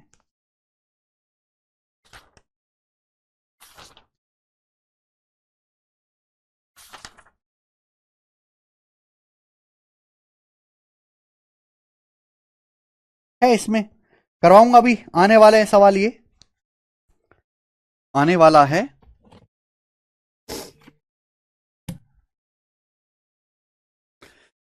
साल 2020 से 2021 तक एक देश की जनसंख्या में P% की कमी हुई और देश बी की जनसंख्या में Q% की कमी हुई। P Q से ज्यादा है, P is greater than Q, P Q से बड़ा नंबर है। मान लीजिए X दिए गए साल में A की जनसंख्या का देश B की जनसंख्या से अनुपात है, तो 2020 से 2021 तक X में परसेंटेज कमी कितनी है? बहुत बढ़िया मेरे भाई, ये एक गजब का सवाल है जिसमें आपको दिमाग लगाना है, दिमाग। देखो मेरे भाई, सवाल को पढ़ के नहीं समझ आएगा कि कह क्या रहा है, नहीं आया ना समझ में। अब ये मिसलिनियस क्वेश्चन है मेरे भाई, 2 साल है 2020 और 2021। अब पहले आप ये समझो एक्स क्या बोला गया है, व्हाट इज एक्स, एक्स क्या बोला गया है, पहले आप ये समझो। ये बोला गया है कि साल 2020 से 2021 तक देश की जनसंख्या P% कमी हुई, देश ए की, ए आएगा मेरे भाई यहां पे, ए ए है ना। 20 से 21 तक ए की पॉपुलेशन P% कम हुई और बी की पॉपुलेशन मेरे सॉरी P% डिक्रीज हुई, और क्यू की मेरे प्यारे भाई बी की जो है Q% डिक्रीज हुई, दोनों की डिक्रीज हुई है, पी क्यू से ज्यादा है। मान लीजिए कि एक्स जो है किसी साल में ए और बी की जनसंख्या रेशियो, एक्स का मतलब है ए और बी की पॉपुलेशन का रेशियो, सिटी ए और सिटी बी की पॉपुलेशन के रेशियो को एक्स कहा गया है। तो पूछा 2020 में और 2021 में जो एक्स का मान है उसमें कितना परसेंट की कमी आई है। तो भैया मैंने ये मान लिया कि 2020 में सिटी ए की पॉपुलेशन ए थी और सिटी बी की पॉपुलेशन बी थी, तो 2020 में ए और बी की पॉपुलेशन का रेशियो ये था। हुआ क्या, 2021 में सिटी ए की पॉपुलेशन P% कम होगी, हर चीज अपने आप पे 100% होती है, 100% को P% कम करोगे तो 100 माइनस P% हो जाएगी, और 2021 में बी की पॉपुलेशन Q% कम हो गई, यानी कि बी की पॉपुलेशन Q% कम होगी, हर चीज 100% होते, 100 को कम करोगे तो 100 माइनस Q% हो जाएगी मेरे भाई, समझ में आया। तो 2021 में ए और बी की पॉपुलेशन का रेशियो ये हो जाएगा मेरे भाई। पूछा 2000, ये 2020 में एक्स का मान है, 2021 में एक्स का मान है। What is x, x is किसी भी साल में ए और बी का रेशियो, ए और बी की पॉपुलेशन के रेशियो को ही एक्स कहा गया है। ये 2020 में एक्स का मान है, ये 2021 में है। बोला 20 से 21 तक एक्स में परसेंटेज चेंज कितना है, एक्स में परसेंटेज कमी कितनी है, आप इसका रेशियो ले लीजिए। ए से ए कट जाएगा, बी से बी कट जाएगा, परसेंटेज से परसेंटेज कट जाएगा। मैंने आपको बताया जब भी कुछ ऐसा होता है क्रॉस मल्टीप्लाई हो जाती है, 100 minus Q, 100 minus Q ratio 100 minus P, ठीक है भाई। अब बोला है 2020 से 2021 तक एक्स में परसेंटेज कमी, यानी कि कम हुआ है मेरे भाई। 20 से 21, अगर 2020 में एक्स का मान ये था तो अब ये हो गया, तो कितना कम हुआ, पहले 100 माइनस क्यों था, पहले 100 माइनस क्यों था मेरे भाई, कम हुआ है, परसेंटेज कम हुआ, यानी कि पहले वैल्यू ज्यादा थी अब वैल्यू कम हो गई होगी। परसेंटेज डिक्रीज कब होगा, जब पहले वैल्यू ज्यादा थी अब कम हो गई होगी। वैसे भी पी का मान बड़ा है क्यों से, अगर 100 में से बड़ी संख्या घटाओगे छोटा आएगा, 100 में से छोटी संख्या घटाओगे क्यों छोटी संख्या है बड़ा आएगा। तो कितना कम हुआ, 100 माइनस क्यू में से आप माइनस करो 100 माइनस पी, माइनस करेंगे 100 कट जाएगा, minus minus plus P minus Q, तो ये पी माइनस क्यू का डिक्रीज आया, पहले 100 माइनस क्यू था, परसेंटेज में गुणा 100%, तो पी माइनस क्यू बटे 100 माइनस क्यू गुणा 100, यानी कि ऑप्शन नंबर ए करेक्ट है, ए आंसर है, ए। ठीक है बच्चे, अच्छा सवाल है ये, गजब का क्वेश्चन है, ये बताओ जरा। 42वां, बहुत इंपॉर्टेंट सवाल है मेरे भाई, ये सवाल ना कई बार स्टेट एग्जाम में आया है, बैंकिंग में आया है, गजब सवाल, मतलब इस सवाल से दिमाग खुलेगा। हर दिन एक आम बेचने वाला अपने स्टॉक का आधा हिस्सा बेचता है, रात में स्टॉक का 10% सड़ जाता है, खराब हो जाता है रात में। अगर 3 रात में 1983 मैंगोज रोटेड ओवर 3 नाइट, अगर 3 रात में कुल 1983 आम खराब हुए हैं, तो पूछा है फर्स्ट डे, पहले दिन शुरुआत में उसके पास कितने आम थे। अब बताते हैं मेरे भाई, देखो मान लीजिए आपने की नौकरी नहीं लगी, आपने आम बेचने का काम शुरू कर दिया, आप आम बेचते हो, आप हर दिन आधे आम बेच देते हो, आप हर दिन आधा स्टॉक बेच देते हो, आधा आधा स्टॉक बेच दिया दिन में, रात को घर पे जाके सो गए, रात को 10% यानी कि 1/10 सड़ जाता है, फिर अगले दिन बचे आम का आपने आधा बेच दिया, हाफ बेच दिया, फिर रात को 10% यानी कि 1/10 सड़ जाता है, फिर तीसरे दिन आपने आधा स्टॉक बेच दिया, रात को घर आके सोए, 10% यानी कि 1/10 सड़ जाता है। सवाल में बोला गया कि भाई 3 नाइट में 1983 आम खराब हुए, स्टार्टिंग में कितने आम थे, ये सवाल है हमारे भाई। अब एक बात बताऊं, बचपन में जब ऐसे सवाल आते थे, अगर आपको 5th क्लास में याद हो, तो हम करते थे कि माना एक्स आम थे, एक्स बचपन में 3री-4थी क्लास में। फिर हम समझदार हुए, हमने एक्स मानना बंद कर दिया, हमने 100 मानना शुरू किया, 100 मानना कि भाई माना 100 आम थे। फिर 100 मान के भी कैलकुलेशन ज्यादा होने लगी, फिर हमने एलसीएम लेना शुरू कर दिया, एलसीएम या मल्टीपल लेना शुरू कर दिया। मेरे प्यार में मल्टीपल वो सबसे बेहतरीन है, मल्टीपल लेना शुरू कर दिया, मल्टीपल। और यही अगर आपको नौकरी चाहिए तो ऐसे ही करना पड़ेगा। अगर आपने इस सवाल को एक्स मान के करने की कोशिश करी, तो मैं गारंटी दे रहा हूं कि पूरे पेपर में एक भी सवाल नहीं होगा, ये एक सवाल भी नहीं होने वाला, एक सवाल भी आप 1 घंटे में नहीं कर सकते। भाई मुझे पता है इस सवाल को सॉल्व करने के लिए मुझे बार बार बटे दो करना पड़ेगा, आधा आधा आधा करना पड़ेगा, मुझे बार बार बटे दस हर रात 10% यानी कि 1/10 आम खराब करने पड़ेंगे। तो मैं एक ऐसा नंबर मानता हूं जिसका बटे दस आसानी से किया जा सके, यानी कि इन सब की गुणा 20 गुणा 20 यानी कि 8000। मान लीजिए कि आपके पास स्टार्टिंग में 8000 आम थे, तो कभी भी ऐसे कुछ क्वेश्चन आए जहां आपको बार बार बटे करना पड़े, बटे फ्रैक्शन करना पड़े, हमेशा इनका मल्टीपल मान लिया करो, इनकी गुणा मान लीजिए मेरे भाई, 10 दूनी 20, 10 दूनी 20, 10 दूनी 20, 8000। मान लीजिए स्टार्टिंग में 8000 आम थे, 8000। अब देखो कितना आसानी से आंसर आएगा।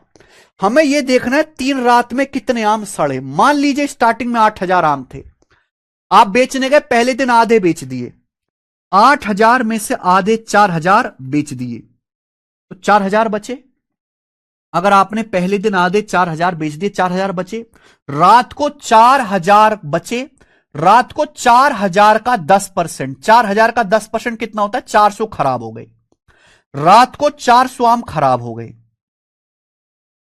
8000 थे, दिन में आधे 4000 बेच दिए, 4000 बचे, रात को 4000 का 10%, 400 खराब हो गए। कितने बचे फिर, 4000 में से 400 खराब हो गए तो 3600 बचे। कितने बचे, अब 3600 आम बचे, 3600 आम बचे। दूसरे दिन 3600 आम लेके गए, आधे 1800 बेच दिए, आधे बेच दिए 1800, आधे बचे 1800, आधे आम 1800 बचे। रात को मेरे भाई दूसरे दिन 1800 का 10%, 180 आम खराब हो गए। अगली रात को 180 आम खराब हो गए, 1800 में से 180 आम खराब हो गए, तो बचे कितने, अब 1800 में 180 घटाओ, 1620। अब 1620 आम बचे तीसरे दिन, 1620। तीसरे दिन 1620 आम लेके गए, आधा बेच दिए, 1620 का आधा होता है 810, आधा बेच दिए, आधे बचे 810, आधे बचे 810। रात को आए, 810 का 10%, 810 का 10% होता है 81। तीसरी रात में 81 आम सड़ गए। 3 रात में कितने आम सड़े, जोड़ लो, 1 8 8 16 का 6 हासिल, 1 661। 3 रात में 661 आम सड़े। फिर से बता देता हूं, ध्यान सुनेगा। मान लीजिए कि स्टार्टिंग में 8000 आम थे, पहले दिन गए, आधे 4000 बेच दिए, 4000 बचे, 4000 बचे, रात को 4000 का 10%, 400 सड़ गए, रात को 400 सड़ गए, बचे 3600। अगले दिन 3600 आम लेके गए, आधे बेच दिए 1800, आधे बेच दिए 1800, 1800 बचे, रात को 1800 का 10%, 180 सड़ गए, 1800 में से 180 सड़ गए, तो बचे कितने, 1620 आम बचे। तीसरे दिन 1620 आम लेके गए, आधे 810 बेच दिए, 810 बचे, रात को आए, 810 का 10%, 81 आम सड़ गए रात को। 3 रात में 661 आम सड़े। 3 रात में आम सड़े कितने हैं, 1983 आम खराब हुए।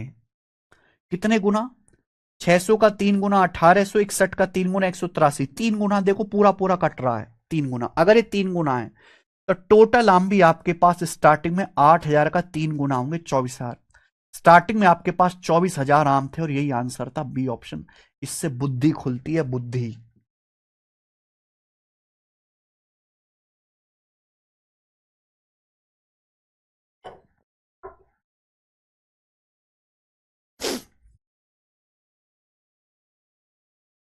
मुझे लगता है आपकी बुद्धि खुली होगी, खुलनी ही चाहिए मेरे भाई। मिसलेनियस सवाल है, सवाल नंबर है 43। ये बताओ बच्चे,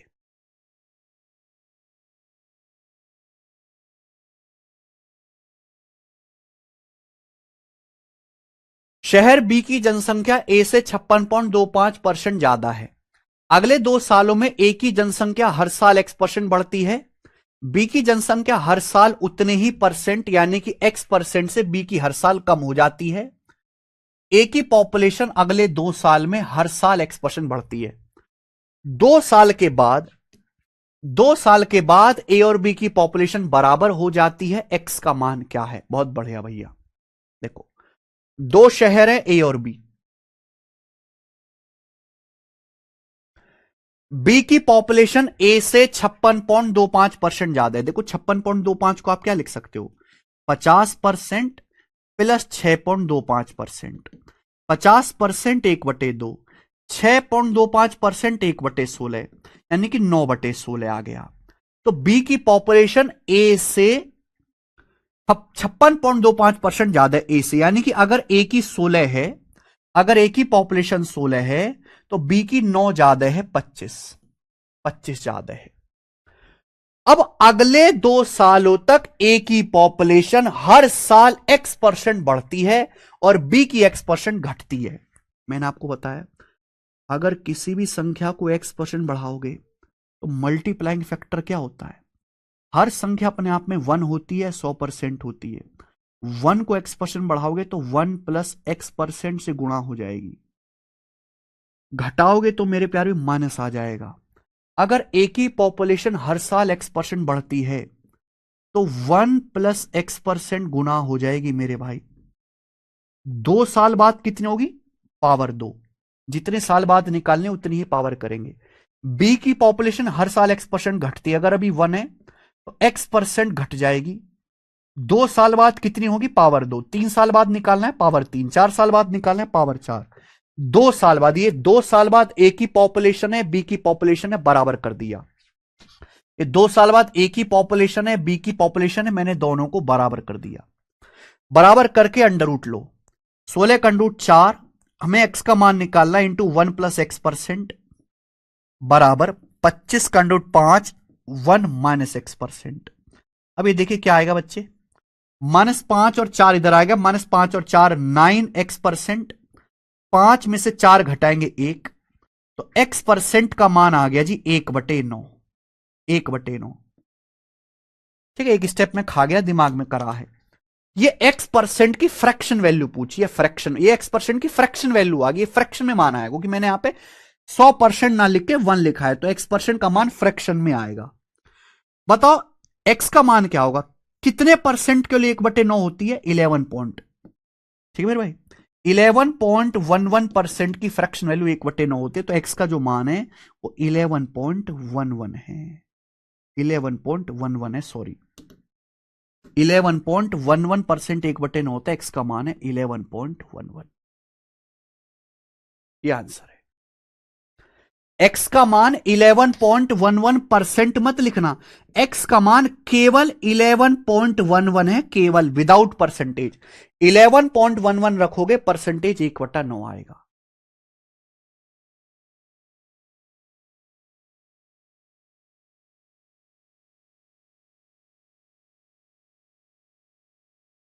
ठीक है जी, आप बोलोगे यस सर बहुत बढ़िया, ये तो आसान सी बात थी, हम आगे चलेंगे।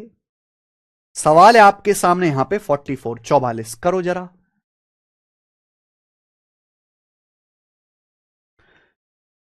कैट 2019 के पेपर का सवाल है ये।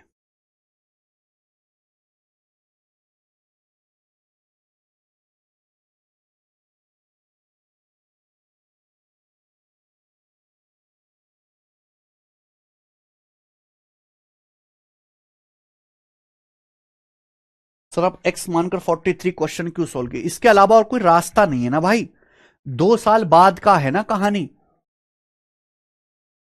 2 साल बाद की कहानी है।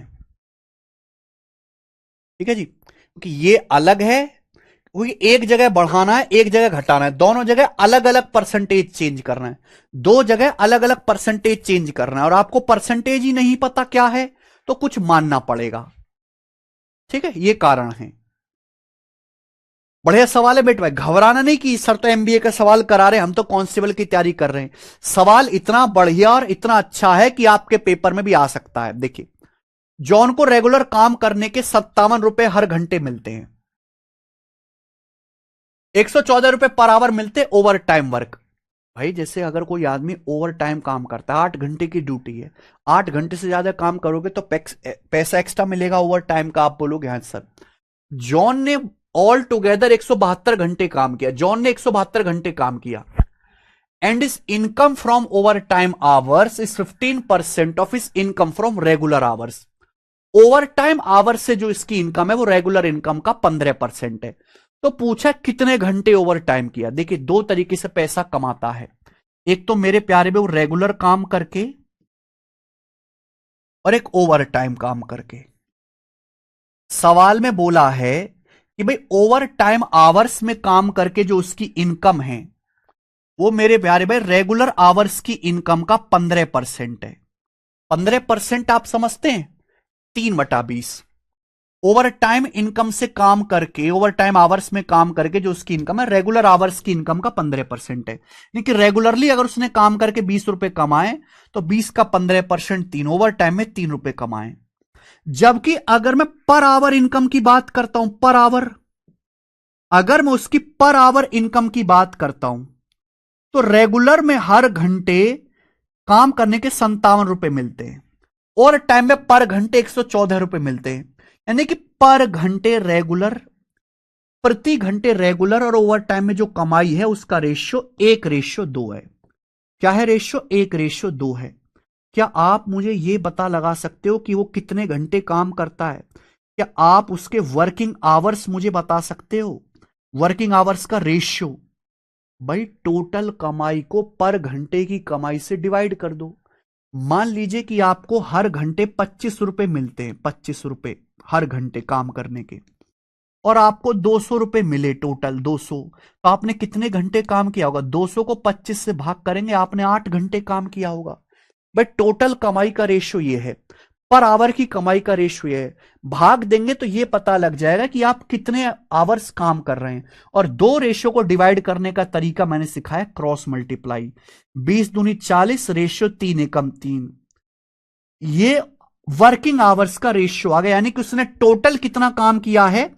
40 रेगुलर है, ओवर टाइम 3 है, 40 + 3 43, जबकि कुल मिलाकर ऑल टुगेदर 172 घंटे काम किया है।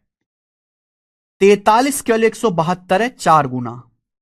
तो ओवर टाइम कितना किया? 3 यूनिट, 3 की वैल्यू भी 4 गुना आएगी, 12 घंटे। तो उसने 12 घंटे जो है ओवर टाइम काम किया है, पहला ऑप्शन 12 घंटे।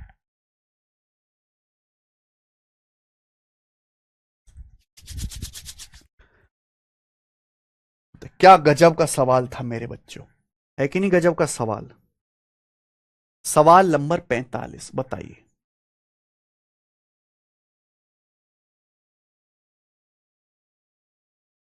3 क्वेश्चन और हैं, कर लेते हैं चुपचाप, कुछ भी 3-5 नहीं करेगा कोई। सीजीएल 2023 के प्री का सवाल है ये, और ये मुश्किल सवाल है बच्चे, बनाइए।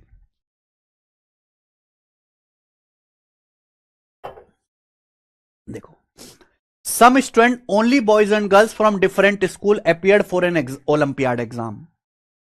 कुछ लड़के लड़कियों ने एक ओलंपियाड का एग्जाम दिया। 20% of boys and 15% of girls failed the exam. 20% लड़के और 15% लड़कियां फेल हो गई। ठीक है, सवाल में क्या आगे क्या बोला है? The number of boys who passed the exam was 70 more than that of girls who pass the exam. यानी कि पास होने वाले लड़कों की संख्या लड़कियों से 70 ज्यादा है। 70 लड़के ज्यादा पास हुए लड़कियों से। ए टोटल ऑफ 90 स्टूडेंट फेल, कुल 90 स्टूडेंट फेल हुए हैं। कुल 90 स्टूडेंट फेल हुए, तो बताइए कितने स्टूडेंट अपीयर हुए हैं। ये एक अलग ही हटके सवाल है, बेसिकली इक्वेशन सॉल्व करने वाला सवाल है ये। आपको यहां दो इक्वेशन दी हैं, मान लीजिए इस बी बॉयज हैं जी गर्ल्स हैं, बी बॉयज हैं जी गर्ल्स हैं, ये मान लिया। सवाल में बताया 20% लड़के 15% लड़कियां फेल हुए, और ये बताया है कुल 90 फेल हुए, तो बराबर करो भाई। भाई अगर बी लड़के हैं तो बी लड़कों में से 20% फेल हुए, 20% लड़कियां हैं, मान लिया जी लड़कियां हैं, 15% लड़कियां फेल हुई, 15% गर्ल्स का 15% फेल हुई, और कुल मिला के यानी कि दोनों का प्लस कुल मिला के कितने फेल हुए, 90 फेल हुए, बराबर 90। ये पहली इक्वेशन बन गई, पहली। लड़के 20% प्लस गर्ल्स 15% फेल, कुल 90 फेल। दूसरी इक्वेशन ये है, इसलिए मैं ये मिसलेनियस सवाल करा रहा हूं कि आपका यहां से सोचने की क्षमता बढ़ेगी। ऐसे मिसलेनियस सवाल करने का कोई फायदा नहीं जहां से आपकी स्किल डेवलप ना हो, वो आप खुद से करना मेरे भाई। एग्जाम पास करने वाले लड़कों की संख्या एग्जाम पास करने वाले लड़कियों की संख्या से 70 ज्यादा है। एक बार बताओ, अगर हर चीज 100% होती है, 100% में से 20% लड़के फेल हो गए, फेल, तो पास कितने हुए, 80%।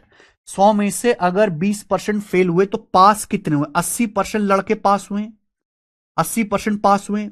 लड़कियां 15% फेल हुई हैं, फेल 15%, तो बाकी का 85% पास हुई हैं, 85% लड़कियां पास हुई हैं। आप बोलोगे यस सर, और बोला है पास होने वाले लड़कों की संख्या पास होने वाली लड़कियों से 70 ज्यादा है, इनका डिफरेंस 70 है। पास होने वाले बॉयज पास होने वाली गर्ल से 70 ज्यादा, इनका डिफरेंस 70 है। मेरे पास ये दो इक्वेशन है, इनको सॉल्व करना है, सॉल्व, तब मेरा आंसर आएगा। इक्वेशन सॉल्व करना बचपन में ही सिखाया जाता है। जब भी दो इक्वेशन सॉल्व करना हो, वेरिएबल आ रहा है, किसी एक को बराबर करो, या तो गर्ल्स को बराबर करो या बॉयज को। बॉयज को बराबर करना आसान है क्योंकि यहां 20 है, यहां 80 है, बराबर कर देते हैं ना। यहां मेरे प्यार भी 4 से गुणा कर दो, इस पूरी इक्वेशन को आप लोग 4 से गुणा कर दीजिए, 4 से गुणा कर दो और घटा दो, 4 से गुणा कर दो और मेरे प्यार भी इनको घटा दो, घटा दीजिए। क्या होगा, कट जाएगा मेरे बच्चों, कट जाएगा। 4 से पूरे में अंदर गुणा करना है, 20 चौक 80 और ये 80 बॉयज कट गया, 15 चौका 60। भाई 20 चौक 80 बॉयज में से 80% बॉयज कट गया, 15 चौका 60, 60 में से घटाएंगे तो माइनस, भाई ये 60% गर्ल्स, घटाओगे तो माइनस माइनस प्लस हो जाएगा 85%, तो 60 प्लस 85 आएगा 145% गर्ल्स। किसके बराबर है, किसके बराबर है भाई, 4 की 90 में गुणा करेंगे 360, घटाना है माइनस 70, 360 में से 70 घटाएंगे 290। गर्ल्स का 145% 290 है, तो 1% कितना है, 145 दूनी 100, 290 2। गर्ल्स का 100% कितना है, 200, यानी कि 200 गर्ल्स हैं। अंदर गुणा करना है और घटाना है, ये दिमाग में ही करना है। जो बच्चे दिमाग में नहीं कर सकते वो पहले गुणा करके लिखो और फिर घटाओ, गुणा करके लिखो। मैंने तो दिमाग में घटा दिया, 100% गर्ल्स, गर्ल्स 200 आ गई। हमें निकालना है बॉयज। अब बॉयज निकालने के लिए चाहे पहली इक्वेशन से निकाल लो चाहे दूसरी से, बॉयज को सॉल्व नहीं करना है।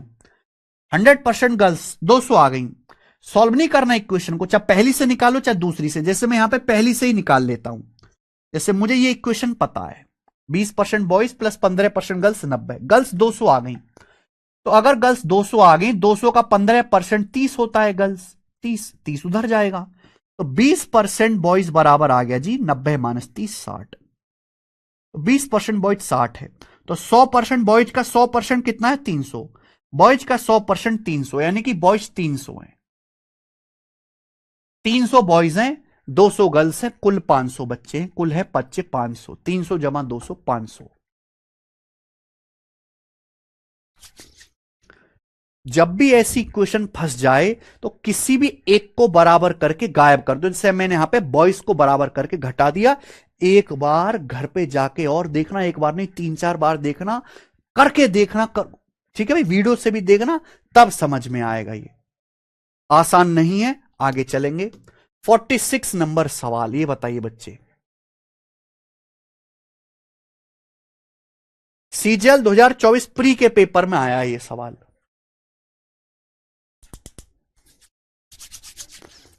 बहुत अच्छा सवाल है, बहुत कम बच्चे इसको पेपर में ठीक कर पाए थे। लाभ हानि में होगा अंजलि, प्रॉफिट लॉस में वो, ठीक है।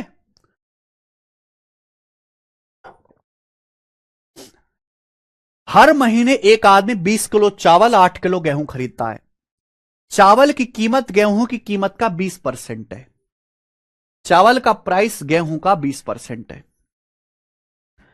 जिससे मिला के चावल गेहूं को हर महीने 300 का खर्चा होता है। गेहूं की कीमत 20% बढ़ जाती है। 300 रुपए के खर्च को बनाए रखने के लिए चावल की खपत कितने % कम करनी चाहिए, यह देखते हुए कि चावल की कीमत और गेहूं की खपत स्थिर है। यह ध्यान रखिएगा। Given that price of rice and consumption of wheat is constant. ये मिसलेनियस सवाल है, ये सवाल किसी टाइप को फॉलो नहीं करता है। पेपर में आया था सीजीएल में, मुश्किल से 10% बच्चों ने ही किया होगा, बाकी तो 90% जैसा आया वैसे ही छोड़ के आए पेपर में, गलत आंसर लगा के। हर महीने एक आदमी 20 किलो चावल खरीदता है। देखिए मैं यहां लिख रहा हूं चावल, यहां लिख रहा हूं गेहूं। मैं पूरा आपको डिटेल में बता दूंगा जिससे आप समझ पाए। हर महीने जो है एक आदमी 20 किलो चावल खरीदता है और 8 किलो गेहूं खरीदता है। ठीक है, बढ़िया बात है।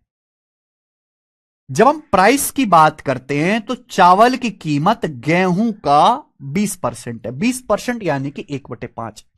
चावल का जो प्राइस है, the price of rice is 20% of wheat. Wheat का 1/5 है।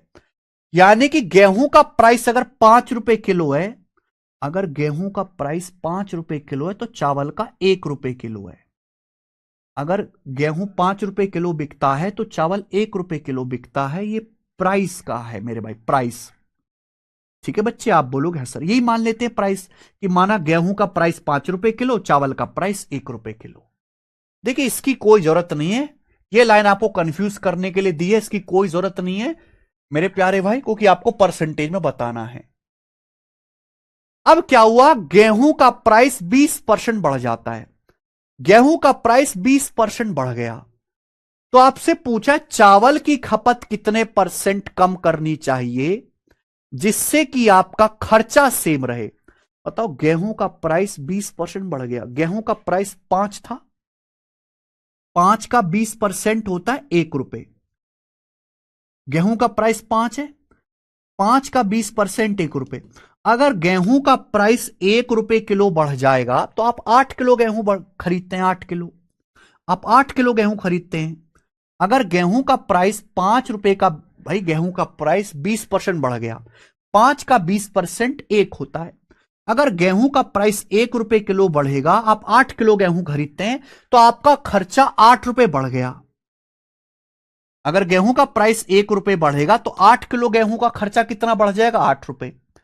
बोला चावल की खपत कितनी कम करनी चाहिए कि खर्चा ना बदले, खर्चा सेम रहे। अगर गेहूं पे खर्चा 8 रुपए बढ़ गया, गेहूं का प्राइस 1 रुपए बढ़ा, 8 किलो गेहूं खरीद रहे हैं तो 8 किलो गेहूं कितने का हो गया, 8 रुपए का बढ़ जाएगा खर्चा। अगर गेहूं पे खर्चा 8 रुपए बढ़ा है तो चावल पे खर्चा 8 रुपए कम करना पड़ेगा। चावल पे खर्चा 8 रुपए कम करना पड़ेगा, चावल पे खर्चा। जबकि चावल पे खर्चा हो कितना रहा है भाई, 1 किलो चावल 1 रुपए का है तो 20 किलो चावल 20 रुपए का है मेरे प्यार में, 20 रुपए का। 1 किलो चावल 1 रुपए का, 20 किलो चावल 20 रुपए का मेरे प्यारे भाई। अगर आपको चावल पे 8 रुपए खर्चा कम करना है तो यानी कि आपको 8 किलो चावल कम खरीदना होगा। भाई 1 किलो चावल 1 रुपए का है तो 8 रुपए में कितने किलो चावल आएगा, 8 किलो चावल आएगा। यानी कि आपको 8 किलो चावल कम खरीदना होगा। अभी कितना चावल खरीदते हो, 20 किलो, तो यानी कि आ गया जी 8/20। तो चावल की खपत आपको 8/20 यानी कि 40% कम करनी पड़ेगी। चावल की खपत 40% गिरानी पड़ेगी, ए ऑप्शन। फिर से समझिएगा मेरे भाई, दिमाग लगाने वाली बात है।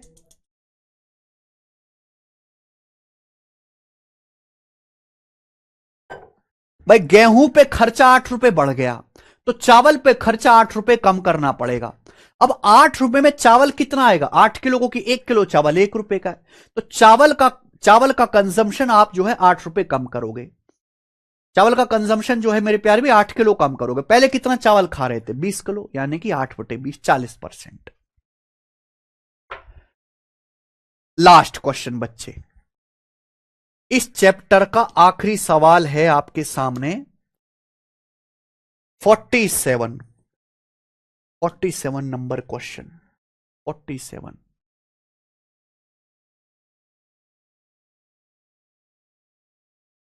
वो लाभ हानि में करवाएंगे अंजलि, और भी सवाल हैं वैसे, रिलैक्स, डोंट वरी। एक आदमी हर महीने अपनी इनकम का कुछ हिस्सा बचाता है जिससे वो 1 साल में कार खरीद सके। तो बोला किस परसेंट तक उसे बचत बढ़ानी चाहिए, किस परसेंट तक उसे बचत बढ़ानी चाहिए कि वो 9 महीने में ही कार खरीद सके। लास्ट सवाल है, एमटीएस में आया था।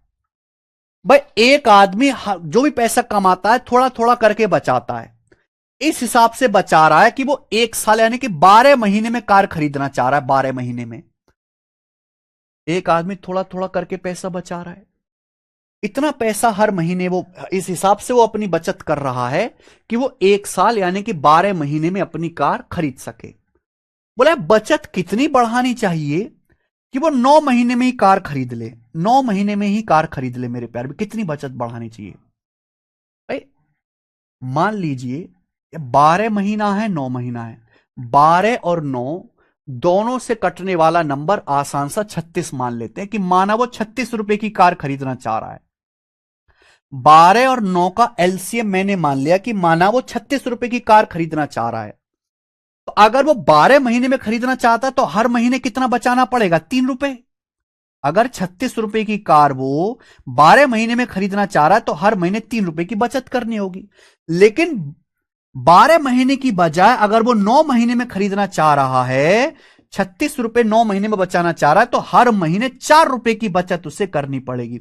यानी कि उसकी बचत को, अपनी बचत को 3 रुपए से बढ़ाकर 4 रुपए करना पड़ेगा। तो बचत कितनी बढ़ानी पड़ेगी, 1/3, और 1/3 मतलब 33.33% बचत बढ़ानी पड़ेगी।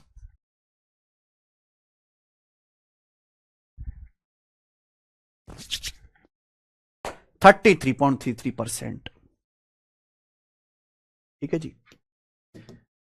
इसी के साथ मेरे प्यारे भाई परसेंटेज ये चैप्टर एंड होता है। ठीक है मेरे भाई, मेरी बात सुनिएगा। ये चैप्टर मैंने बहुत लेंदी पढ़ाया, बहुत टाइम लेके पढ़ाया, बहुत धीरे धीरे पढ़ाया, कि हमने केवल परसेंटेज चैप्टर नहीं पढ़ा है, हमने आपके अर्थमेटिक मैथ का बेस तैयार किया है। हमने आपको डेविएशन सिखाया, सक्सेसिव परसेंटेज चेंज सिखाया मेरे भाई, हमने परसेंटेज का इस्तेमाल करना सिखाया, रेशियो मेथड सिखाया, मल्टीप्लाइंग फैक्टर मैंने आपको समझाया, मैंने आपको परसेंटेज की कैलकुलेशन करना सिखाया, अप्रोक्स कैलकुलेशन करना सिखाया, जल्दी परसेंटेज कैसे कैलकुलेट करते हैं, वो सारी चीजें हमने सिखाई। कुल मिला के हमने 300 से ज्यादा सवाल करे, और मैंने इतना बढ़िया, इतना डिटेल में हर एक टाइप को कवर करके पढ़ा है कि अगर आप प्रीवियस सर के क्वेश्चंस लगाओगे तो 2-4 सवाल को छोड़ के 98-99% क्वेश्चन कर पाओगे। मैंने शीट्स में ही इतना पढ़ा दिया है कि अब अगर आप प्रीवियस सर का एक भी सवाल ना लगाओ, केवल मॉक टेस्ट लगाओगे, तो मॉक टेस्ट में आज के बाद जिंदगी में आपका परसेंटेज का सवाल गलत नहीं होगा, आपसे छूटेगा नहीं, आपसे बचेगा नहीं, कि जो भी होता है मैंने पढ़ा दिया। जितना डिटेल में, जितने प्रैक्टिस के साथ धीरे धीरे करके मेरे प्यार भी, की कमजोर से कमजोर बच्चा भी समझ सके, कमजोर से कमजोर हमने पढ़ा है। मैं चैलेंज देता हूं कि 10 टीचरों की आप परसेंटेज की शीट, परसेंटेज की क्लासेस बराबर में रख के मैच कर लेना। अगर हमारे लेवल का 50% में मिल जाए तो हम पढ़ाना छोड़ देंगे, 50% भी।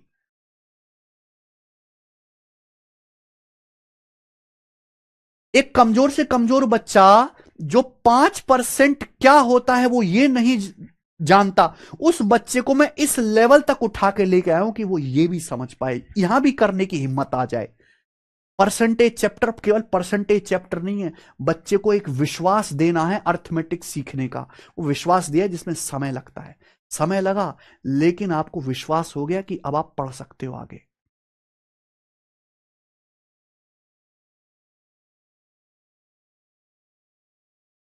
ठीक है, हमारा समाप्त हुआ मेरे प्यार भी।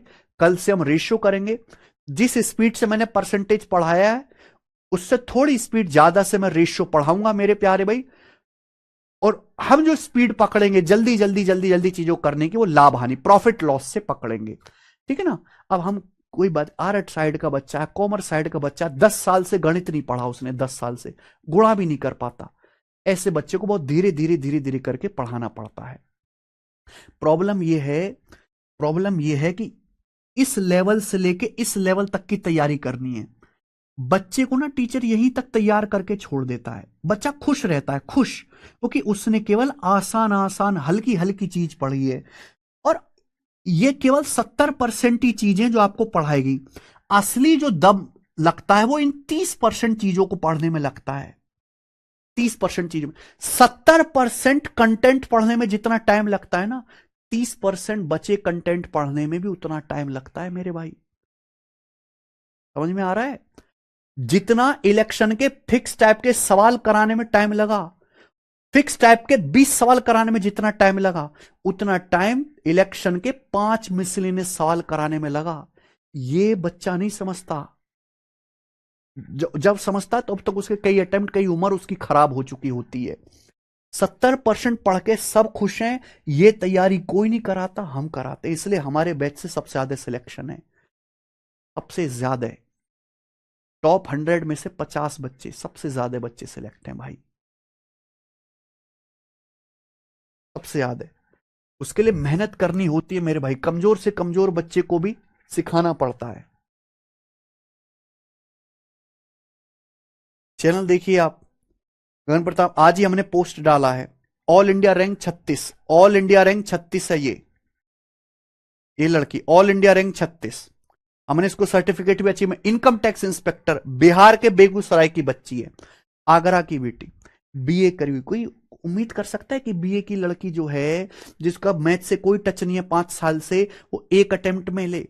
बीए तो कर ही रही थी, बीए के साथ साथ बैच से भी पढ़ती थी, 2 साल पढ़ी है बीए करते हुए बैच से, मैथ स्पेशल बैच से, 13 मैथ स्पेशल बैच में, और एक अटेम्प्ट में income tax inspector all India rank 29, Agra की।